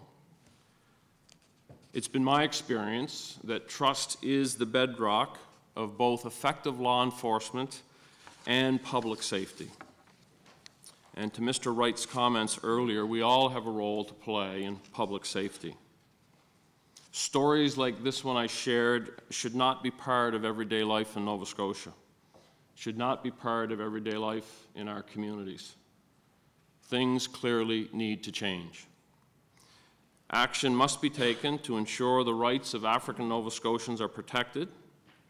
We must together address the lack of trust and to work towards building a trusting relationship between our people, our communities, and police. I had the good fortune of spending 32 years in policing in this community, in this province, and that was the most positive experience one could have. And I spent many of those years in the African Nova Scotian community and in the Mi'kmaq community. I was welcomed in those communities. I learned the traditions and the values and the culture of those communities. But I also learned a great deal about the challenges and the issues and the concerns that existed then and unfortunately continue to exist today. And the significant impacts that systemic racism played on those communities and on individuals. And I have to tell you, in spite of those challenges, my experience in those communities was very positive. Those experiences helped me understand, although I can never imagine the lived experience, but certainly helped me understand. And what I learned in those environments over those years is valued for me today, and I apply as we have these discussions in on frequent occasions. To members of the Coalition, to those here today from the African Nova Scotian community, from our Indigenous community, from new Canadians, as a Caucasian male, I have not lived your experience. But as Minister of Justice and Minister responsible for human rights, I want to effect the necessary change. It's important that, as all have said, that we work together to develop an action plan in response to Dr. Wortley's report and recommendations. I will be asking representatives of the Coalition, the Human Rights Commission, the Police Board, law enforcement, and government, including Department of Justice and African Nova Scotian Affairs, to present me with short, medium, and long-term action items by the middle of May. While this work is underway, I will direct police across the province to take immediate steps to ensure that quotas are not placed on the use of street checks, and that street checks are not used as part of a performance measurement tool. And I also encourage, through police leadership and supervisors, that frontline officers reacquaint themselves with their agency's code of conduct and code of ethics. This is about human rights. This is about how we treat each other, whether we wear a uniform in a law enforcement role or whether we're a civilian on the street. We have to check ourselves, and it's important that our leadership, the supervisors, and the members of our law enforcement community see and appreciate how important this is to the African Nova Scotian community, but to Nova Scotians in general. Although Dr. Wortley's report is focused on HRM, it's not lost on me that this is a provincial issue. There's more work to do. As Minister responsible for the Human Rights Act, I want to thank the Commission for playing a lead role in this exercise and retaining Dr. Wortley to help us truly understand the depth of the issue and providing us a path forward. This report will not sit on a shelf. I make that commitment to each and every one of you here today.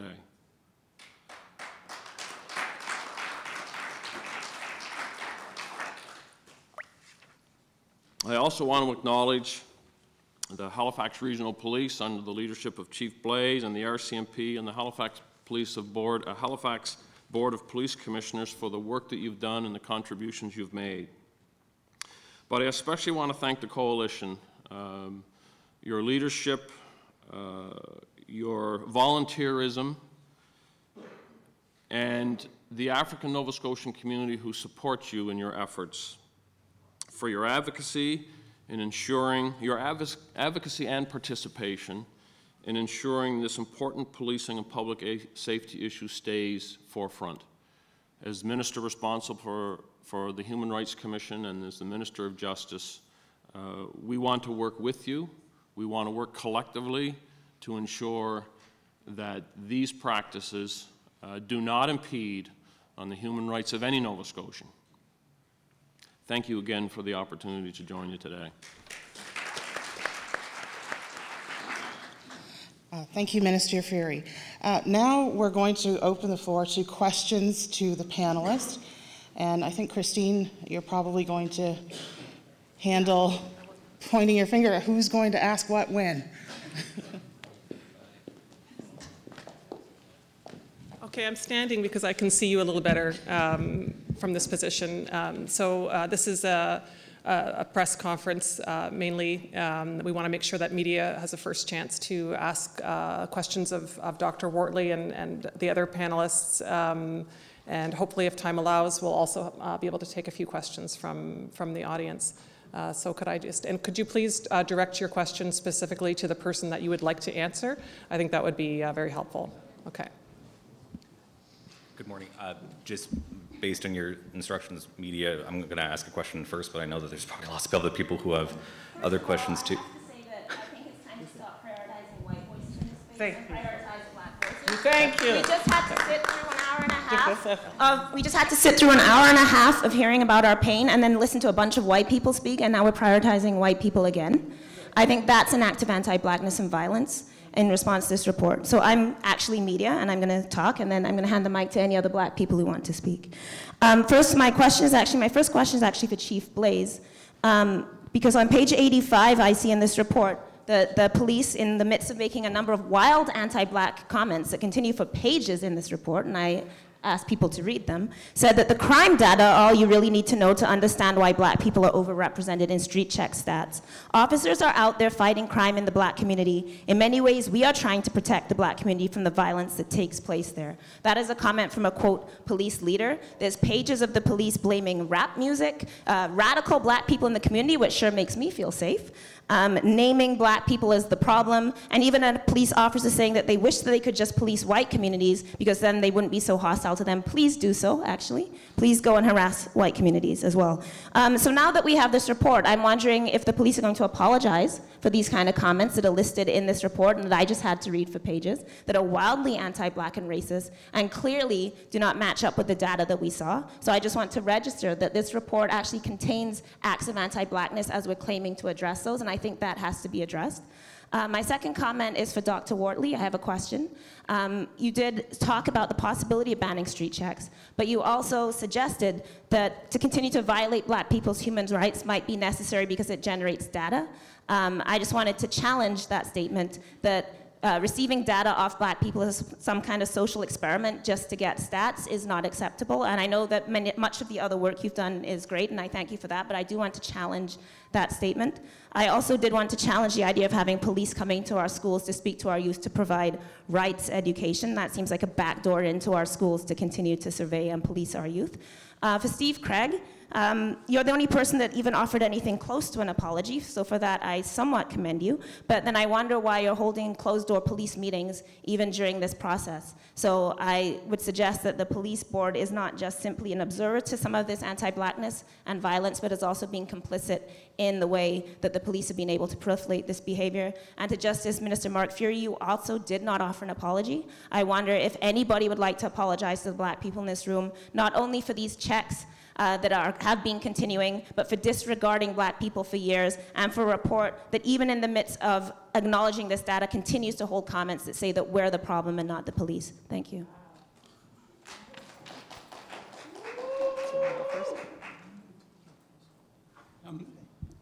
I can address the comment with respect to the data. The recommendations are suggesting to seriously review a ban on police checks, and that's clear. One of the things I worry about is not convincing members of the black community that racism exists, that bias exists, that this is a big problem. That is their lived experience every day throughout history in this country. But sometimes I've found, as a white person studying this issue, is how do you effectively communicate that to the majority white population who often doesn't want to hear those things. So when I started working back in the commission in 1993 in Ontario, one of the big issues that often came up was there's no data, you can't prove it. This is somebody's story versus somebody else's story. And it wasn't until data started to be collecting and released that I found members of the white community and politicians starting to listen. So while I don't think in any way the data should be collected as any part of experiment, I think that you are going to need continued data collection on a number of different fronts to prove and demonstrate that a difference is being made and to hold police services accountable, including the collection of data on police stops. Because I think what I worry about, and this has, I think, happened in other jurisdictions where street checks have been banned, is I don't necessarily, and this is the point I was trying to make, I don't think it's made a difference necessarily of what black people are experiencing on the street. They're still being stopped, they're still being searched, they're still being treated the same way, but there's no record of it.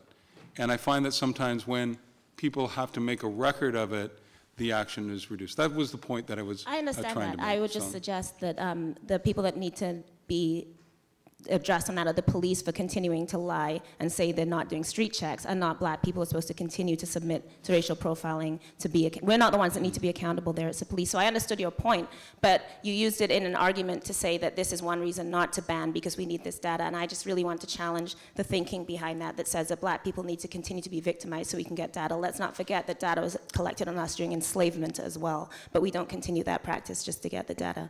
So I just want to raise that. I understood what you said, but I just challenge that around going against the recommendation of the black community to ban these. I think we cannot silence black voices on the need for that by arguing that we need data. But I thank you for your report. Other than that, I don't mean to sound hostile to you. I'm very grateful for the grasp, but I just wanted to challenge you on that particular point, and I know other people have responses. I appreciate your comments, and these are the types of discussions stemming from the report that we need to have to go forward. So thank you for your comment.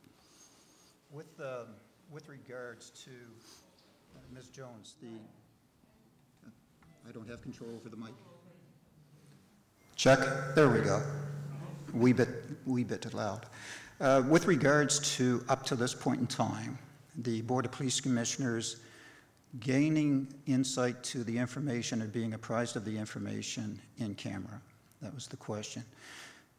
That facilitated the conversations around internally with the Commission, the Human Rights Commission, as well as Dr. Wortley, and within the Board of Police Commissioners. It was not our report. We were asked to keep it in camera. It was an intergovernmental situation. Today is the day that it's released publicly. So we had a choice to make. We could have either said, no, we're not going to do that, and then the Commission likely would have said, good, then we're not going to engage you before today. And that wasn't the case. So respectfully, we had a decision to make. Either we wanted to be engaged, and we were collaboratively right from the beginning, right from when actually even the release of the data. The first release of the data came out. We insisted as the Commission, too, that the RCMP data be released. So we provided that information. And then the coalition and the Human Rights Commission got together. Myself and Ms. Hanson had conversations to work collaboratively with Dr. Wortley, opening up through the both police services the data in a way, and that's being acknowledged here in a way that typically has not been done elsewhere in Canada. So other boards, Toronto, for example, would have received, much like today, the information that came out. And we didn't have all the complete report. We do, though, want to be able to take this now, and we will discuss this in public, because now the report is public. But it was in consideration of and respect of the Nova Scotia Human Rights Commission that we did so.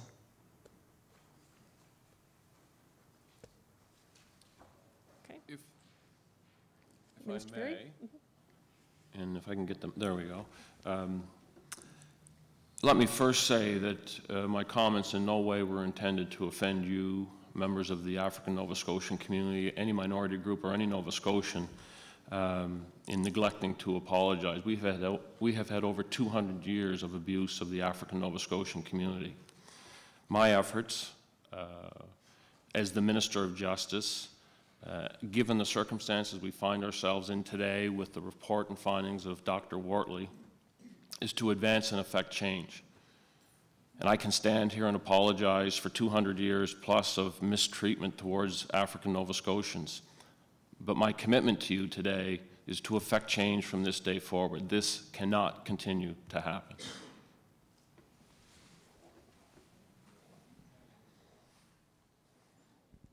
Okay. I'm not sure how we'd like to proceed. I think if we can just have the mic over here. There's also a mic down here on my right-hand side, your left-hand side. So my name is Trayvon Clayton. As a black youth, this is towards Scott Craig. How does it make you feel that myself and other youth are scared of the police. Like, if I see a cop or a police officer approaching me, I gotta stand straight up and feel like, okay, this is time for me to be 100% presentable to the police, make sure there's nothing I'm not doing nothing wrong. How does that make you feel? And also, the things that are going through the police officers and like the system lead to other security kind of systems. The way, like if I go to a store like Sobeys, Dollarama, or anything in the mall, I'm followed. Why am I a target and no one else? So why is my race the main target of everything? Why are we always judged just because of our skin color? And also, this is something I've been wanting to do as a youth, but there's a new chief of the police office and everything. I would love to meet with him because I would love to sit down and chat with him on ways that we could make a difference and come together. Like, I'm from a black community, Uniac Square discriminated judge because of everything. I would love to sit down with him and have a good conversation about ways we could change things for all black communities throughout Nova Scotia. Because I would love to make a difference, and that's something that needs to be done. So I would love to have your honesty and how it makes you feel about these kind of things, because it's been going on for years. At the age of 16, my first time ever being arrested for being in a white community, doing nothing. I was at a party, yes, but I decided to leave alone because if you walk in a group, that brings a lot of attention. So I decided to leave by myself, but yet I'm the one that brings the attention because I'm a black youth in a white community. That's weird. Got pulled over, I got stopped. He got out the car, put his hand on my shoulder. I was like, don't touch me, I didn't do nothing wrong. But yeah, he puts me in a chokehold, slams me to the ground, puts his knee to my head in cement. That's crazy. So I'm sitting in the back of the paddy wagon handcuffed, thinking like, what did I do wrong? And it's funny because my father, he told me to read the Charter of Rights, the book. He's like, you should get to know the rights and stuff. I was like, Dad, I'm 16, I don't have to do that. So, well, clearly I was wrong. So we called my father and my mother in the car, and he tried to put me up for assault and resisting arrest. But yet I'm the one face to the ground, knee to the head and everything. My shoulder was bleeding and everything. So like, that's kind of weird that I didn't do nothing wrong but look to leave a party and go home. I had to get a drive home from a police officer. He was looking to take me to the police station, but my father and my mother did the right thing and said, my son doesn't do nothing wrong. We made a couple phone calls to a couple police, and we got it dropped. He said sorry, but that sorry doesn't mean nothing until all this is fixed, because this continues to happen to us blacks. So we want to see something done. Honestly, I'm outraged and I'm saddened. You ought not to go through that experience. And that is why, when we read these stories, and thank you for sharing that, why we were so committed to doing everything we can. So you're 16. Two members. I'm 20 now. I'm 20. You're 20 now? Yeah. Okay, so you're in the same decade as Commissioner Smith and Carlos Beals. They too, on our police commission, are two young African Nova Scotian males. We talk about this, and we are absolutely sickened by those types of stories. There has been, you want honesty? There has been nothing more that's impacted me in my career since 2012 than looking at what's been going on in our community, and that I and others have been blinded to and have not seen. I cannot imagine the humiliation, the feeling of degradation, dehumanization, disrespect, and how it not only impacts you, but your family and the broader community. We want to take every step we can as Police Commission, and I've made that dedication, to improve the trust and confidence. And if you have rights, you have rights. And I know some people have said, in order for me to exercise those rights, somebody's going to come down with a hammer, and that's wrong. So we, and how I feel about this is the commission at my stance to try to and make every effort we can to work with Mr. Wright, Mr. Furey, police commissions, commissioners, everybody else that we can, so that you do not go through that. And if you do go through that, there will be consequences. That's where we are. And so that's my feedback to you. So what are some of the things you're looking to do? You see everyone here looking for a difference in support. You have everyone here for it. So what are some things you could do? Because this systemic racism just builds up. Even at places that are for everyone, they say, Parliament, that's where I was about a month ago. And there's systemic racism there. I felt that was my home, somewhere I could go in and share my thoughts and ideas, but yet I'm forced out of there. Is that, like, that kind of stuff just builds. Like, other people, the things that happen at Parliament, things that happen in the police system, it gives others confidence to say, okay, if they can do it, why can't we do it? Like, there needs to be something done, and it's been going on for years. That's too many years. It should have been, a stop should have been made right from the get-go. That's what we want. We want to see a difference, not know 2 years from now, 3 years, 4, because it just keeps building. We want to see it now. That's what we need is a difference now, because it's hurting us. Yep. It's hurting us. So you have all this support right here for coming from a lot of people looking to make a difference, not just blacks, but also whites. So that looks good. A lot of people don't like seeing whites and blacks come together. That's amazing for everyone to come here and do this. So what are your things that you have in mind? Share with us, because we're all looking to make a difference here. So I really want to hear what you have on the top of your mind. And I also, like I said, the new chief, I would love that sit down, because that chief is the head. So we need a difference. Thank you again for the question. So what we're doing as a commission is going to meet with Minister Furey and his group. We're going to meet with Mr. Wright and others to see what we can do immediately. What we need to be able to do is get to the individuals at the front line, the people that you interact with daily. That's going to take some time. I appreciate the fact that it's been decades and centuries of systemic racism that's built up. It's going to take a long time for it to disappear as well. The commitment is that we as a commission are going to meet, we're going to be engaged, we're going to do the types of things and look at Dr. Wortley's report. And it's not just Dr. Wortley's report. This isn't an issue that is unique to HRM. This is a Canadian, North American, worldwide issue.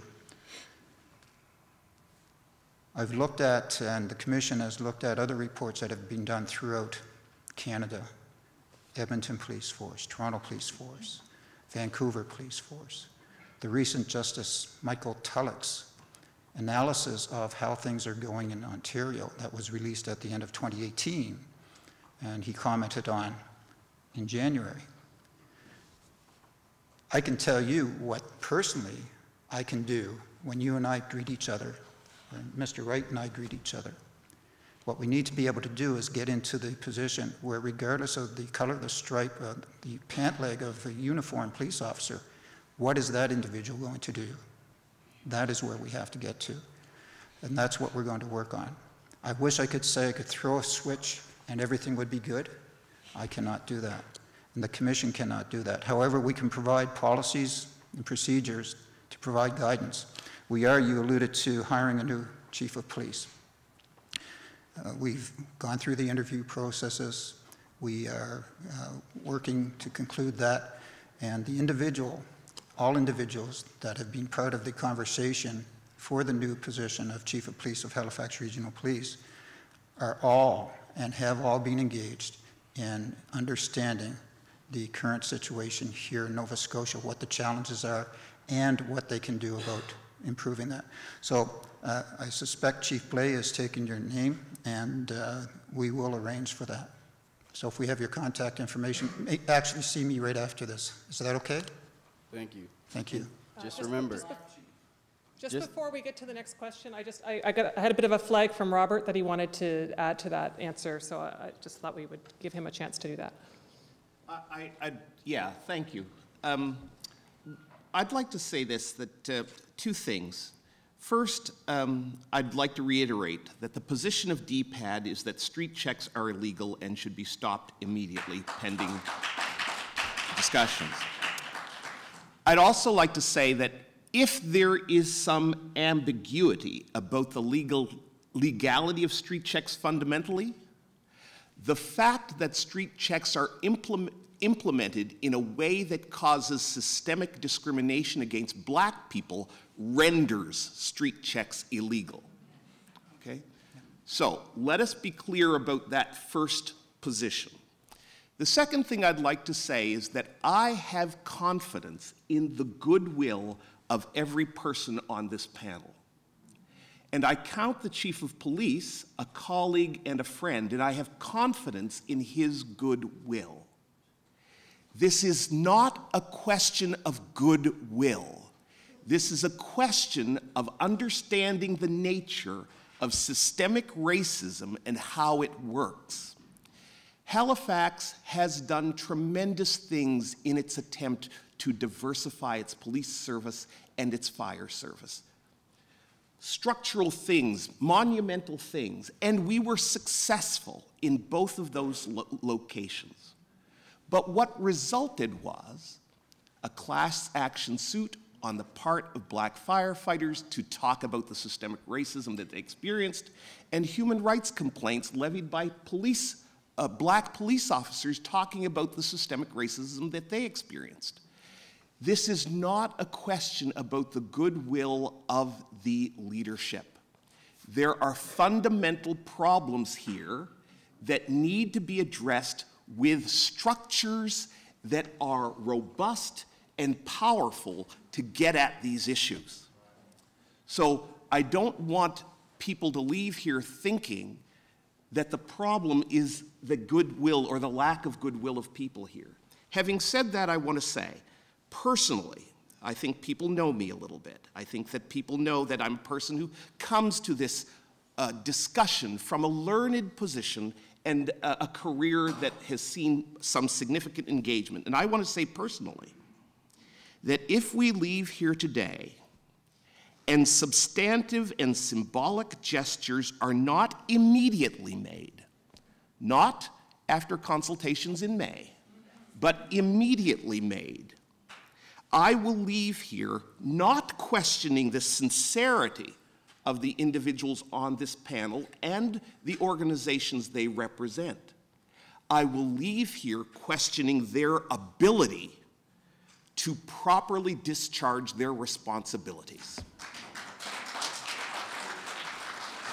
Okay, next question. You want to go next, or do we? Yeah, why don't we go here, and then we'll alternate to this side. He's waiting, and you should get in line right after we flip to this side. You've been very patient. Thank you so much. My name is Lynn Jones, and I wanted to say just this week, I haven't been in university for a while as a student, but just 2 days ago, I was able to attend a class at Dalhousie University that related to a topic, which I'll get to, I'm very much interested in. But the professor there showed at the beginning of the class the film Encounter at Kawacha House. And for many of you, if you haven't seen it, it takes place in the late 60s, and it takes place in this very Halifax, where black youth and elders talk about the discrimination that they're experiencing in Halifax. And I was a bit taken aback because in that film, they talked about, using the exact same terminology, street checks.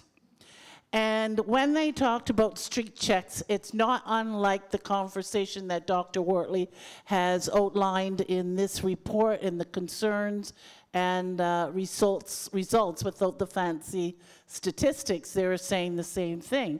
So I'm sitting here today thinking, what would give me any confidence that anything is going to change today compared to what took place even that long ago of people that I even know within that film. So I just leave that as an observation because I haven't really obtained any kind of confidence as of yet that it's going to be any different, but I'll keep going.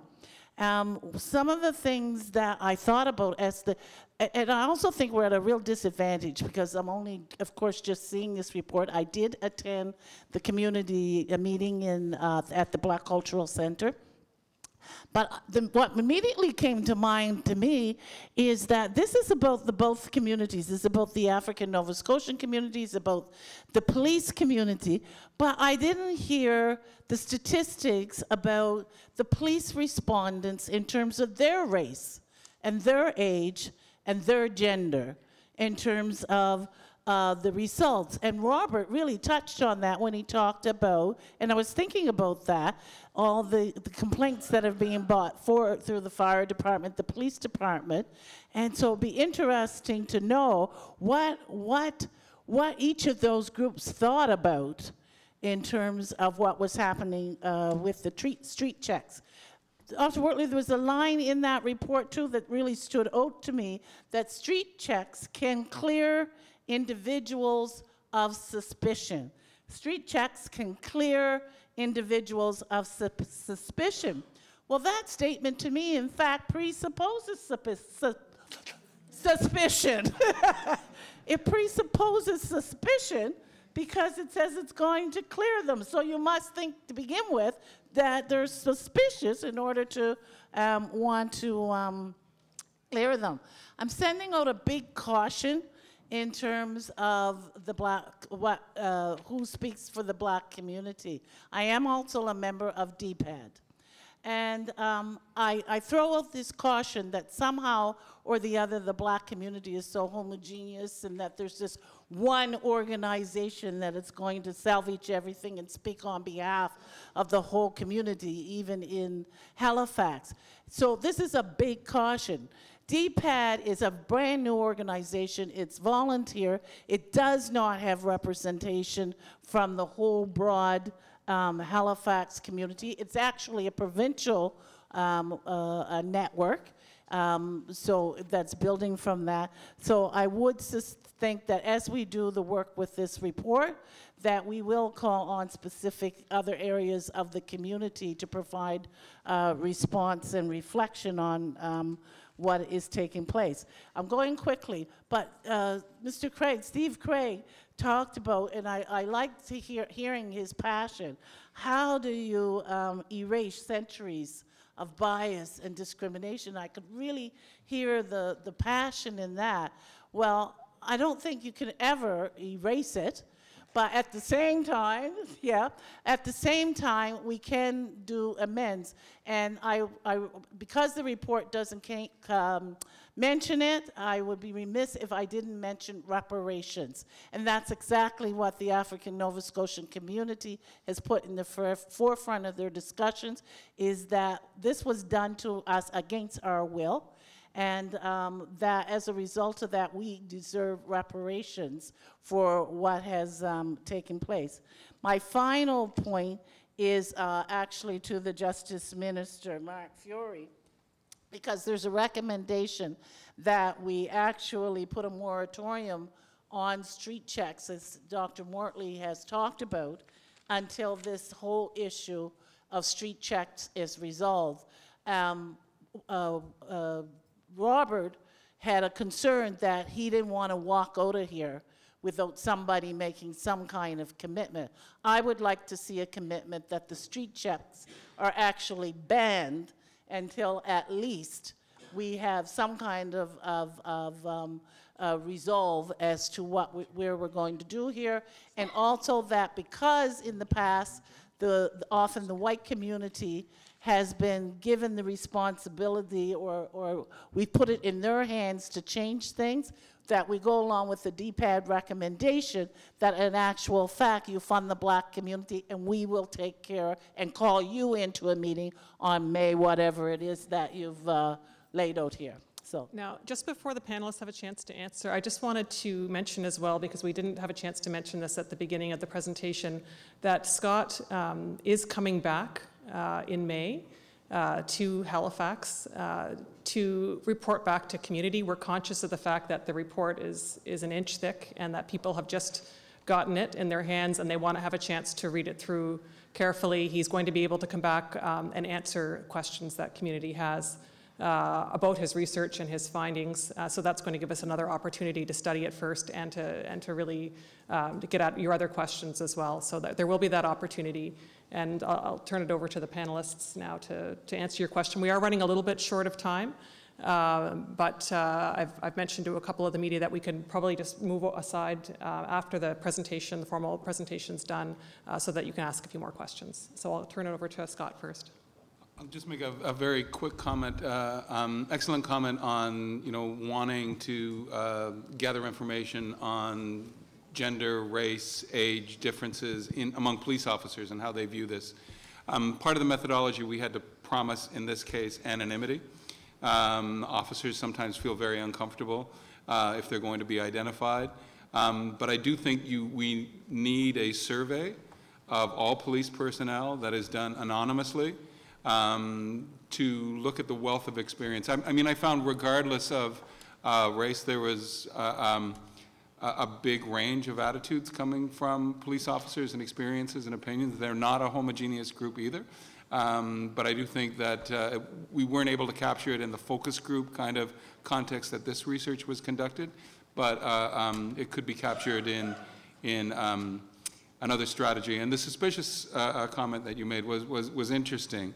Was I think a little bit of a reach in trying to justify it, basically saying we have our list of usual suspects, and when a crime takes place, we will try to find out where they were, and basically saying the example that was giving, if there was a shooting at one end of town, and we have our list of potential shooters, and one is listed on the other end of town, then we know that we can exclude that person and focus. And that was the context that the officer was explaining that statement. So, but it is right. Thank you. I think Steve, did you want to speak first, and then Minister Furey? Thank you. Ms. Jones, thank you very much for the question. I had to think, what has changed in 50 years?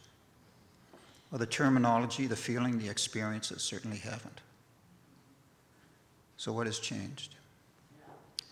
The environment has changed, I believe, for the better. In HRM especially, we have, although there are challenges with diversity and inclusion, it's explicit in both our municipality and through Halifax Regional Police. We have taken concrete steps there. What else has changed is I tell you now that in the last 2 years, our Board of Police Commissioners is the most diverse Board of Police Commissioners in Canada. We have 3 African Nova Scotians. We have 3 white people, and we have 1 Indigenous member. So less than half are people like me on the Board of Police Commissioners. And that has changed, I believe, greatly the conversation and the depth and willingness to get into understanding of a lot of these issues. So in spite of the fact that that's happened, you take a look at the people, so the individuals have changed, the circumstances haven't changed. There is goodwill. The ability to get things done through an organization is always a challenge, no matter what is at hand. However, we do have in HRM and the Board of Police Commissioners, in the administration and both police services, a dynamic that has been more collaborative and constructive than I've ever seen. So the will is there, the fortitude and the willingness to get things done. Not to say that it wasn't there before, but the makeup of the people we have now, the makeup of the leadership that we have in our police services, there have been a number of concrete things that have changed in the last 50 years. Is that enough? We'll find out. But certainly the goodwill is there, as Mr. Wright has indicated. The abilities are there. How quickly can we move is a question, and that is something that we are going to examine very quickly. Thank you. Okay, we're going to turn to Minister Furey, and then we have one more comment from the front here, and then I think what we'll have to do, because we are going to be chased out of this room shortly, is, and one more comment from Robert Wright. Maybe we'll give him the last word after. But Minister Furey, I turn next to you first. And thank you. And I just want to go back to the points made here. What Dr. Wortley has presented today is two options for government to consider. Two options for all of us to consider, and it's important that we review the elements of those options. It's important to review the impacts of making any one decision, and I'm going to need time to do that. And I'm not talking months and years, I'm talking immediate attention to this.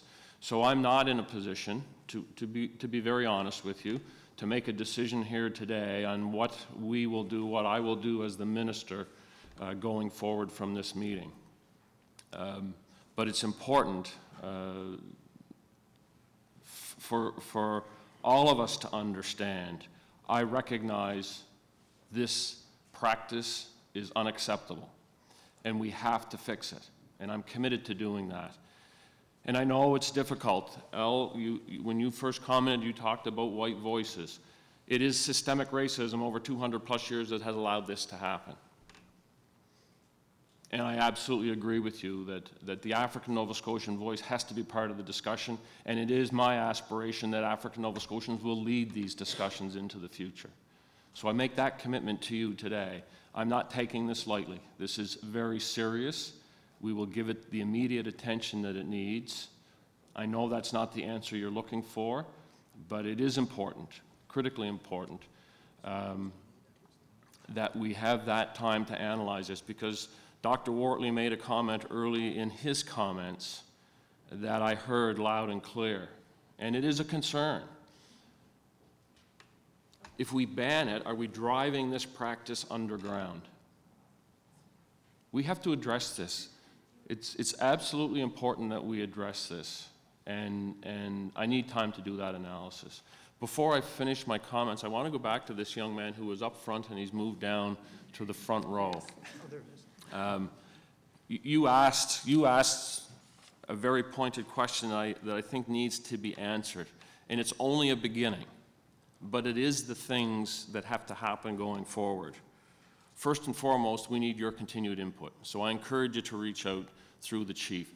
I want to meet with you. I want to hear your voice. I want to hear what you've experienced. I need to better understand what you've experienced and how that impacts you, your family, and your community. And you need to know that there are changes taking place as we speak. Within the Public Service Commission, the attention to diversity within the provincial government is important.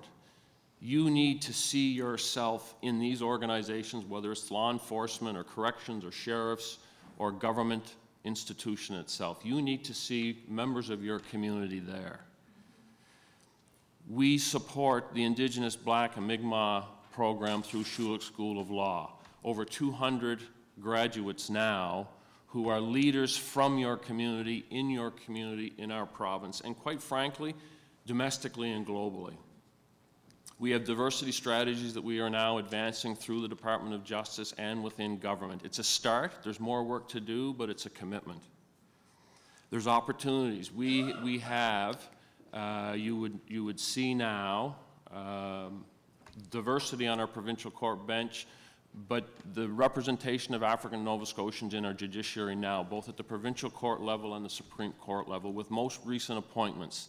These are the changes that are happening because of the experiences you and your community and your elders have experienced over many, many years. This is necessary change. The discussion we're having today is part of that change. And I'll commit to you, as I've committed to others, we will advance change. I want to be part of that change. And I'm committing to leadership in effecting that change. And that will include representation from the African Nova Scotian community, from our Indigenous communities, from our minority communities across the province, from those new Canadians who are facing similar circumstances now to what you have experienced. That's my commitment to you. Thank you. Okay, so I had one in the front here, and then I promised Robert he would have a chance to have a word, and Senator Bernard also raised her hand and wanted to say a few words. And then I think what we'll need to do is probably step out of the room and wrap up the event, but we will set aside a little time, if we can, just outside, because I know there was a couple of media that were jumping up and down, and I want to make sure that we do answer the question that you need for you to be able to do your work today. So please. Okay, hello everyone. My name is Marcus James, and I work for the Halifax Public Libraries, but I'm also the founder and current president of 902 Man Up, which is a grassroots organization that works directly in marginalized communities. All right. So a couple of points here today. I'd like to thank all of you for the work that you have put in. Scott, thank you. I met with you personally, and we had a conversation, so thank you very much. All right, for the hard work that you put into this. But I do have some questions. One is quick wins. I understand this is a process and it is going to take time, but there needs to be some quick wins for our African Nova Scotian community as well. All right, that comes along with that. So what does that look like? All right, and I sort of heckled out earlier in terms of hiring a black chief. No disrespect there. I have a relationship with the current chief, and I'm a fan of his, but I'm a bigger fan for my African Nova Scotian community, all right?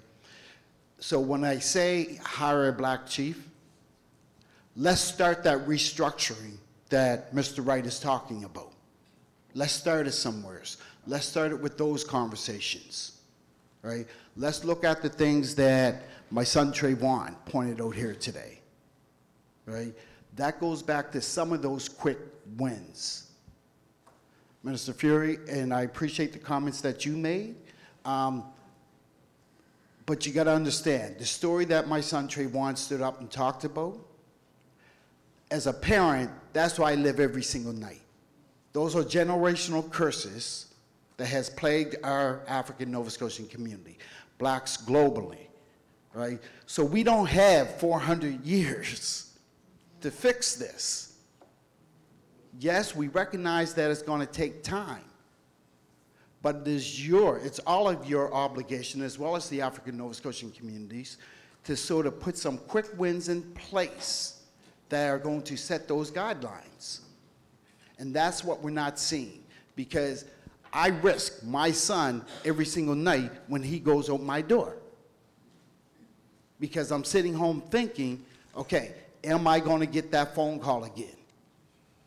Or I got to pick up my phone and call him just to check on him, and he's saying, Dad, I'm not 15, 16 anymore, I'm now 20. But those fears, as a parent, does not go away. So we need to address that, right? Those are the stories that you're not hearing from grassroots communities, from parents, right? You're not hearing that fear. So please understand it, right? Also the fact that we did, as a group, 902 Man Up, we did a program, not this past February, but last February. And it was a documentary that we created that was called Our Stories from Behind the Wall.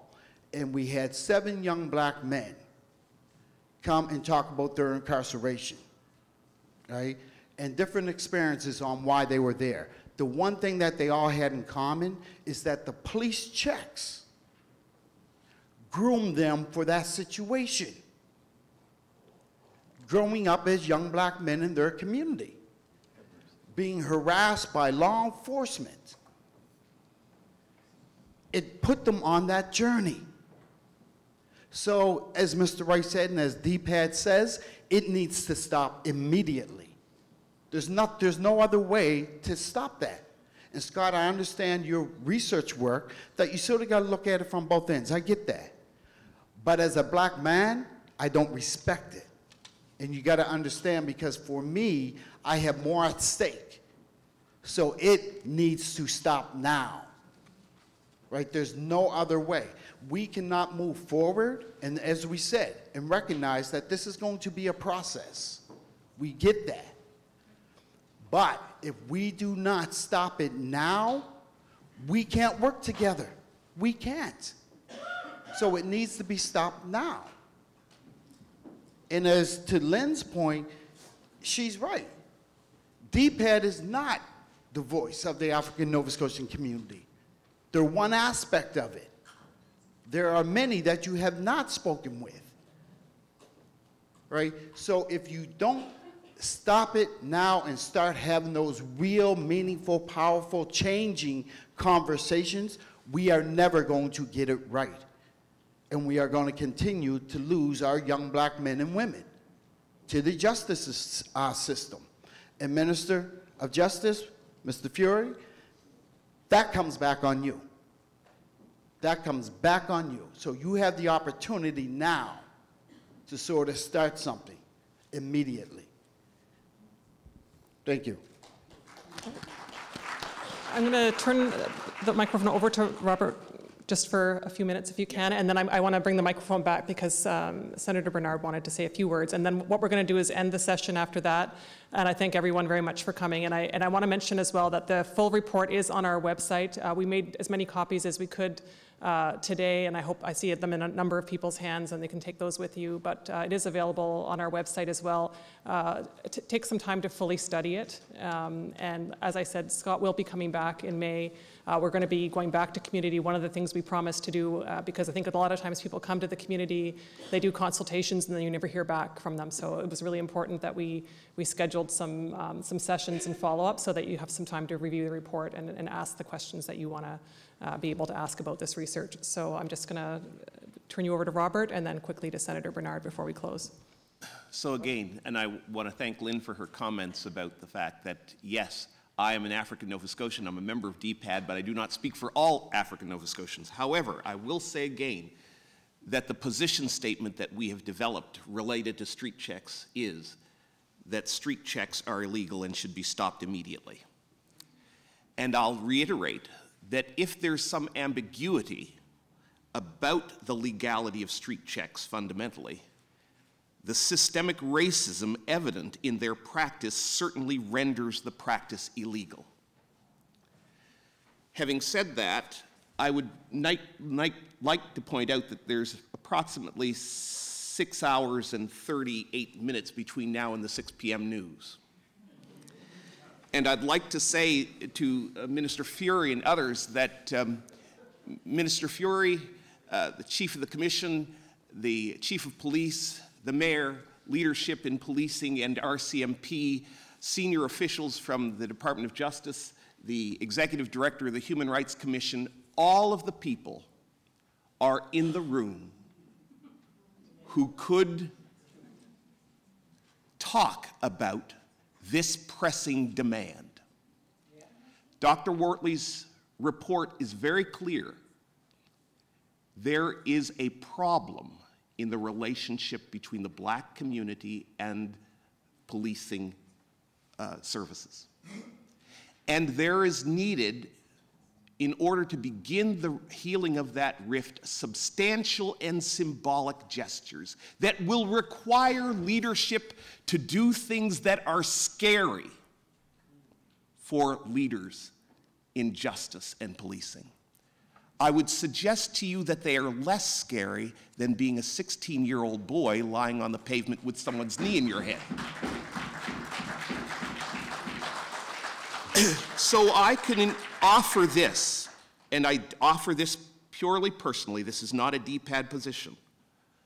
But I could say that if by the 6 o'clock news an immediate moratorium on street checks was announced, and an immediate dialogue involving all justice entities and members of the black community was called to get together to establish the structures necessary for us to begin to unravel this Gordian knot and solve this long-standing systemic problem. If those two things were done, these would be the substantive and symbolic gestures that would go a long way to creating the conditions for a dialogue that we could all be proud of.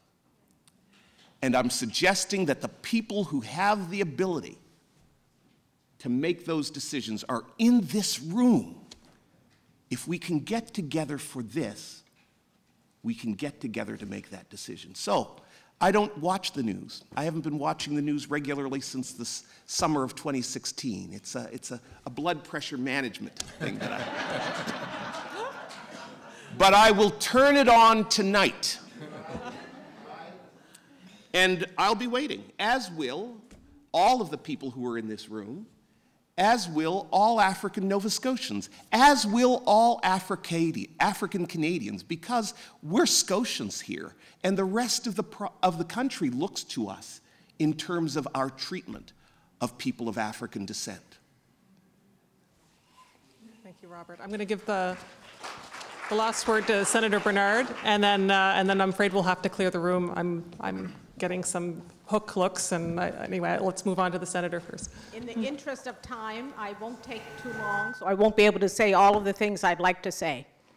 But I want to go on the record to say I absolutely support the recommendation to stop street checks. I want to go on the record to also say that I support the voices of folks here today who have very clearly said we need to move to action. And you know, one of the things that I'm very mindful of, just listening to Trayvon and reading very quickly some of the stories, every time we retell a story of being traumatized by our police, who are supposed to serve and protect, we relive the trauma. And I believe that the reason why people are asking for quick wins and immediate action is because, yes, Dr. Wortley, thank you for your report, and we have the report, but the report tells us something we already knew. And I don't know if anyone here can say, I didn't really know it was that bad. You know, we've been saying this for many, many years. Lynn, I was part of that documentary, Kawacha House. And it feels really painful to be standing here today, listening to the same stories, hearing the same trauma. I've been personally street checked more times than I'd like to admit. And I'd like to ask people a question here. Where were you? Do you remember what you were doing on May 1st, 2018? I remember what I was doing. On May 1st, 2018, around 12 noon, I called my spouse, as I normally do. I was in Ottawa. He was home here in Nova Scotia. And I called him because I remembered that I forgot to renew my vehicle permit before I left home. So I called, which was due on April 30th. So I called him to say, you must not drive the car until you go and get the vehicle permit. I'm just calling, I just realized that I'm calling to tell you. And he said, you're too late. I was stopped this morning. And I felt so bad because I assumed he was stopped because the vehicle permit was 1 day overdue. He said no. He was stopped because the police officer, when he asked, why am I being stopped? He was told he was being stopped because he was driving a car registered to a woman. Who does that? And for as much as, you know, I too have sleepless nights about young people, but it doesn't stop when you get older. My spouse is a senior citizen. He shouldn't have to have this kind of experience. And later that afternoon, I gave a speech. I had to give a speech in the Senate introducing an inquiry into systemic anti-Black racism in this country. Can any of you imagine how traumatized I felt when I heard that story from my spouse and then having to introduce this inquiry? So I was really pleased to hear that although this report, this study focuses on Halifax, this is not just about Halifax. This is a national problem. And I absolutely agree with Mr. Wright that the rest of Canada will be watching what happens from here. So the actions that the leadership in this province takes will be very, very important. And I will close with a statement that I often make. We need you to lead the change that we need to see in this province. Thank you. Thank you, Senator Bernard. And thank you to everyone that came and joined us today for this report. We'll be providing more details on our website shortly and sending out some information to folks about the next community meetings. And for the panelists, maybe we can just step aside for a few minutes while the facility folks here can tidy up, because I know there's another event happening. Thank you again.